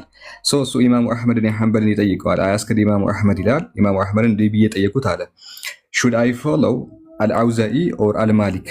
አልአውዛኢ የሚባል ዓሊም አለ እና ታላቅ ዓሊም ነው። በእስልምና ሂስትሪ የሚታወቅ ሰው ነው። እንዲሁ ደግሞ ኢማሙ ማሊክ የሚባልም አለ። ከአራቱ ኢማሞች መካከል አንዱ ነው። 4 ኢማሞች በእስልምና አሉ። ከአራቱ መካከል አንዱ ማሊክ ነው። ሶ ኢማሙ አህመድ ብን ሐንበል ጋር ሄዶ አቢ ዳውድ ቆይ እኔ አውዛኢይን ልከተል ወይስ ማሊክን ልከተል ብሎ ጠየቀው። አልአውዛኢይን ኦር ማሊክ ልከተል፣ ማን ነው መከተል ያለብኝ ብሎ ጠየቀው። እና ኢማሙ አህመድ እንዲህ ብሎ መለሰለት። he said do not follow anyone from among them in matters of your deen ሃይማኖትን በተመለከተ አለ ያንተን ሃይማኖትን በተመለከተ አሊሞች ናቸው፣ ታዋቂዎች ናቸው፣ ሊቃውንት ናቸው፣ ማንን መተከተል አለው። የእምነት ጉዳይ ከሆነ ሰው መከተል የለብህም አለ። ኦኬ በእምነት ጉዳይ ሰውን አትከተል። ባይሆን አለ go by what came from prophets ከመልእክተኛው በኩል የመጣውን ነገር ያዝ and his companion እንዲሁ ደግሞ ተማሪዎቹ የነቢዩ ተማሪዎች አሉ እነሱ ያስተማሩትን ነገር ያዝ እንጂ በሃይማኖትህ ጉዳይ ሰውን አትከተል አለ። ስለዚህ የሆነ ሼክ የሆነ ነገር ብሎ ሊናገር ይችላል፣ ያኛውም ሼክ የሆነ ነገር ብሎ ሊናገር ይችላል። የሃይማኖት ኬስ ከሆነ ሰዎችን አትከተል ነው።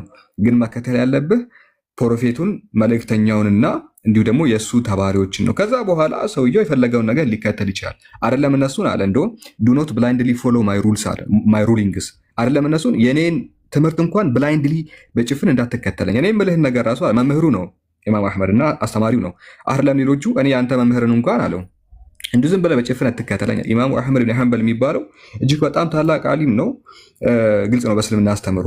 ሶ እኔን እንኳን ብላይንድሊ እንዳትከተለኝ ዞስ ኦፍ ማሊክን አትከተለው፣ ኢማሙ ሻፊዒንም ቢሆን አትከተለው፣ አውዛኢንም ሆነ ኢማም አተውሪ ሱፊያን አስተውሪን እንዳትከተለው ነው። ምንም በተመለከተ ፍሮም ሄር ምንድነው ሃይማኖትን በተመለከተ ግን ቴክ ዩር ሩሊንግ ያንተን ትምህርት ያዝ አለው። ሩሊንግን አህካሞችን ፍሮም ሄር ዘይቱክ እነሱ ካመጡበት ቦታ ከየት ነው ያመጡት? እነሱ ቁርአን እንደደሱና ከቁርአንና ከሱና ነው ያመጡት ምናቸውን አህካማቸውን። ስለዚህ ከዚህና ከዚህ የሚመጣ ከሆነ እንቀበላለን ማንም ቢነግረን። ኦኬ ኢማሙ ማሊክም ኢማሙ አህመድም ቢነግረን አስሎንጋስ ከቁርአንና ከሱና እስከመጣ ድረስ ልንቀበለው እንችላለን። ማንም ያወራው ያስተምሮ ቁርአን ውስጥ ካለ በሱናችን ውስጥ ካለ ልንከተለው ልንቀበለው እንችላለን። ከዚያ ውጪ ግን የሆነ ኡስታዝ የሆነ ሼክ የሆነ ነገር ተናግሮ ያን ነገር የመቀበል ግዴታ እንኳን የለብንም ነው። ነገር ግን ይሄ ሐዲስን ስናም የሰዎች ንግግር ምናምን ብለን የምናልፈው ነገር አይደለም። ከነቢዩ በኩል የሚመጣ አስተምሮ ነው። ከነቢዩ በኩል ደግሞ መምጣቱን በሰነድ እስካረጋገጥን ድረስ ሰነድ ራሱ ሃይማኖታችን ስለሆነ ነው። ሰነድ ምንድነው? የኛ እምነታችን ነው። ለዛ ነው ኢማሙ ማን ነበረ? ሙሐመድ። እስቲ እዚህ ጋር ስሙ ጠፋብኝ።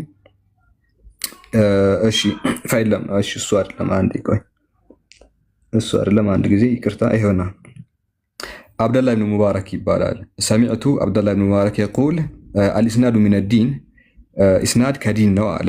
ወለውላ አልኢስናዱ ለቃለ ማሻ ማሻ። ኢስናድ ካሌለ አንድ ሰው የፈለገው ነገር ሊናገር ይችላል ነው። ስለዚህ ኢስናድ የሚባል ነገር አለ፣ ቼን ኦፍ ናሬሽን የሚባል ነገር አለ። የሆነ አንድ ተራ ሰው የተናገረውና ነቢያችን መሐመድ የተናገሩትን ነገር ምንለይበት መለያችን ነው፣ ኢስናድ ይባላል። የሆነ ሰው የሆነ ነገር ቢናገር የሆነ ሼክ ነገር ሊሆን ይችላል፣ ፂማም የሆነ ሰው የተናገረው ነገርና ነቢዩ መሐመድ የተናገረውን ነገር ምንለይበት ምን አለን? ቼን ኦፍ ናሬሽን ይባላል። እሱ ሰንሰለቱ አለን። አስሎንጋ ሰንሰለቱ እስካለን ድረስ ከነቢዩ በኩል የሚመጣውን ነገር የግድ ልንቀበለው ይገባል። ስለዚህ የነቢዩን ንግግር የሆነ የልዩነት መንስኤ ምክንያቱም ልናደርገው አይገባም። የሆነ ሰውዬ ንግግር ሪጀክት እንደምናደርገው የነቢዩን ልናደርግ አንችልም፣ ከነቢዩ መምጣቱን እስካረጋገጠን ድረስ ማለት ነው። ከነቢዩ መምጣቱን እስካረጋገጥን ድረስ የነቢዩ ንግግር እንቀበላለን። ግን ከነቢዩ ያልመጡ የሚወሩ ሀዲሶች አሉ። ተርላ ከነቢዩ በኩል ሳይመጡ እንዲሁ በነቢዩ ስም የሚወሩ ሀዲሶች አሉ። አሁንም ወደፊት የምታውቃቸው ነገራቶች ናቸው። እነዚህ ነገራቶች ደግሞ ከእውነተኞቹ ለይተን ሪጀክት ማድረግ እንችላለን፣ ማውገዝ እንችላለን፣ መጣል እንችላለን። መቼ? በቼን ኦፍ ናሬሽን ለይተን እስካስቀመጥን ድረስ። ስለዚህ ከነቢዩ በኩል የመጣው መቀበል ግዴታ ነው። ከሱ በኩል ያልመጣውን ግን የሆነ ሼክም ቢናገረው ኡስታዝም ቢናገረው ከእሱ በኩል ካልመጣ ወደዛ ጣል ብለህ መወርወር ትችላለህ። እንደውም ኢማሙ ማሊክ አቡ ሐኒፋ ስሙን ከተሳሳትኩም ኮሜንት ላይ አርሙን። ምን ብለው ተናገሩ መሰለ? የኔ ንግግር ከነቢዩ ጋር ካልተስማማ አሉ መጽሐፌን የያዙትና ግድግዳ ላይ ያጋጩት አለ። ግድግዳ ላይ ያጋጩት። እኔ የተናገርኩት ነገር ከነቢዩ ጋር ካልተስማማ የያዙትና መጽሐፌን ከግድግዳ ጋር አጋጩት ብለው ተናገሩ። ጣሉት ነው በነገራችን ላይ። እና የእሳቸውን ትምህርት የሚገጥም ነገር ካለ ኢማሙ ሻፊዒ ናቸው። የእሳቸውን ንግግር የሚገጥም ካለ እንቀበላለን። ያሳቸውን ንግግር የማይገጥም ከሆነ ግን መጽሐፉን ይዘን ግድግዳ ላይ ማጋጨት እንችላለን ነው። ቀዳሚነትን የምንሰጠው ለአላህ ነው። ከዛ በኋላ ደግሞ የአላህን አስተምሮ በራእይ የተቀበሉ ለነቢያችን መሐመድ ሰለላሁ ዐለይሂ ወሰለም ነው። እና ይህን ይመስላል። ጀዛኩሙላሁ ኸይር። ይህን መድረክ አዘጋጅተህ ስለጋበዝከንና እንድንማማር ስላደረግ እናመሰግናለን።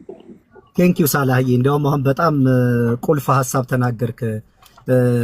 ቅድም የኔ ውስጣት ሲናገር ሰምታችሁት ከሆነ ከሱ ጋር ወደ 40 ደቂቃ ምናምን አውርተናል። ከዛ በፊት በግል ማለት ነው፣ ለሌሎች ሰዎች መልስ እንዲሆን። አሁን ሳላህ ያነሳው ቆንጆ ሀሳብ ምንድን ነው ታውቃለህ? ትምህርት የምትለው ነገር ሀሳብ ለማለት ፈልጌ ነበር። አሁን በዛ መንገድ እንዲይዙት፣ በተለይ ደግሞ በቅንነት የሚሰሙን ወንድምና እህቶች፣ ሌሎችም ደግሞ እውነትን መስማት የሚፈልጉ ክርስቲያን ወንድምና ወገኖች ካሉ ከታች ትምህርት ሳይሆን በኡስታዞችና የሐሳብ ልዩነት ነገሩን የሚገልጹበት መንገድ ነው። ትምህርት አላልኩም። ለምን በእስልምና ግልጽ የሆነ ትምህርት እኮ ነው ያለው። ማንም ኮሜንት የማያደርግበት ሐሳብ የማይሰጥበት ሁሉም በስርዓት የሚቀበሉት ግልጽ የሆነ እኮ መመሪያ አለ። ያንን ሳይሆን መግለጽ ሐሳባቸውን የሚገልጹበት አንዱ ካንዱ ይለያያል። ስለዚህ እኔ ለጊዜው እነዚህን ነገሮች አስተናግጄ አንድና ሁለት ብሎ ለማብራራት ፍላጎቱ የለኝም። ለምን ከዚህኛው ጋር ልሰንብት ነው። እና ሳላህዬ በደንብ ስለተረዳኸኝና ለዛም በቂ መልስ ስለሰጠኸኝ አመሰግናለሁኝ። በተለይ እዚህ ያላችሁ ወንድሞች ቴንኪዩ ሶ ማች። በዚህ ነገር ላይ ማብራሪያ ለመስጠት በቅንነት ተሰባስበን ለነበረን ጊዜ አመሰግናለሁኝ። በእኔ በኩል ጥያቄ የለኝም። ቀረ የምትሉት ነገር ካለ ግን ወንድሞች መቀጠል ትችላላችሁ እናንተ። ምናልባት ፒኬ ሀሳብ ካለው እስካሁን የተወራው ነገር ላይ ሀሳብ ካለ ፒኬ እና ወንድም ሐሰን ያሲን እዚህ ውስጥ አሉ። ሀሳባችሁን ስጡ ኢንሻአላህ። ያው አዛንም ብለዋል። ትንሽ ደቂቃዎች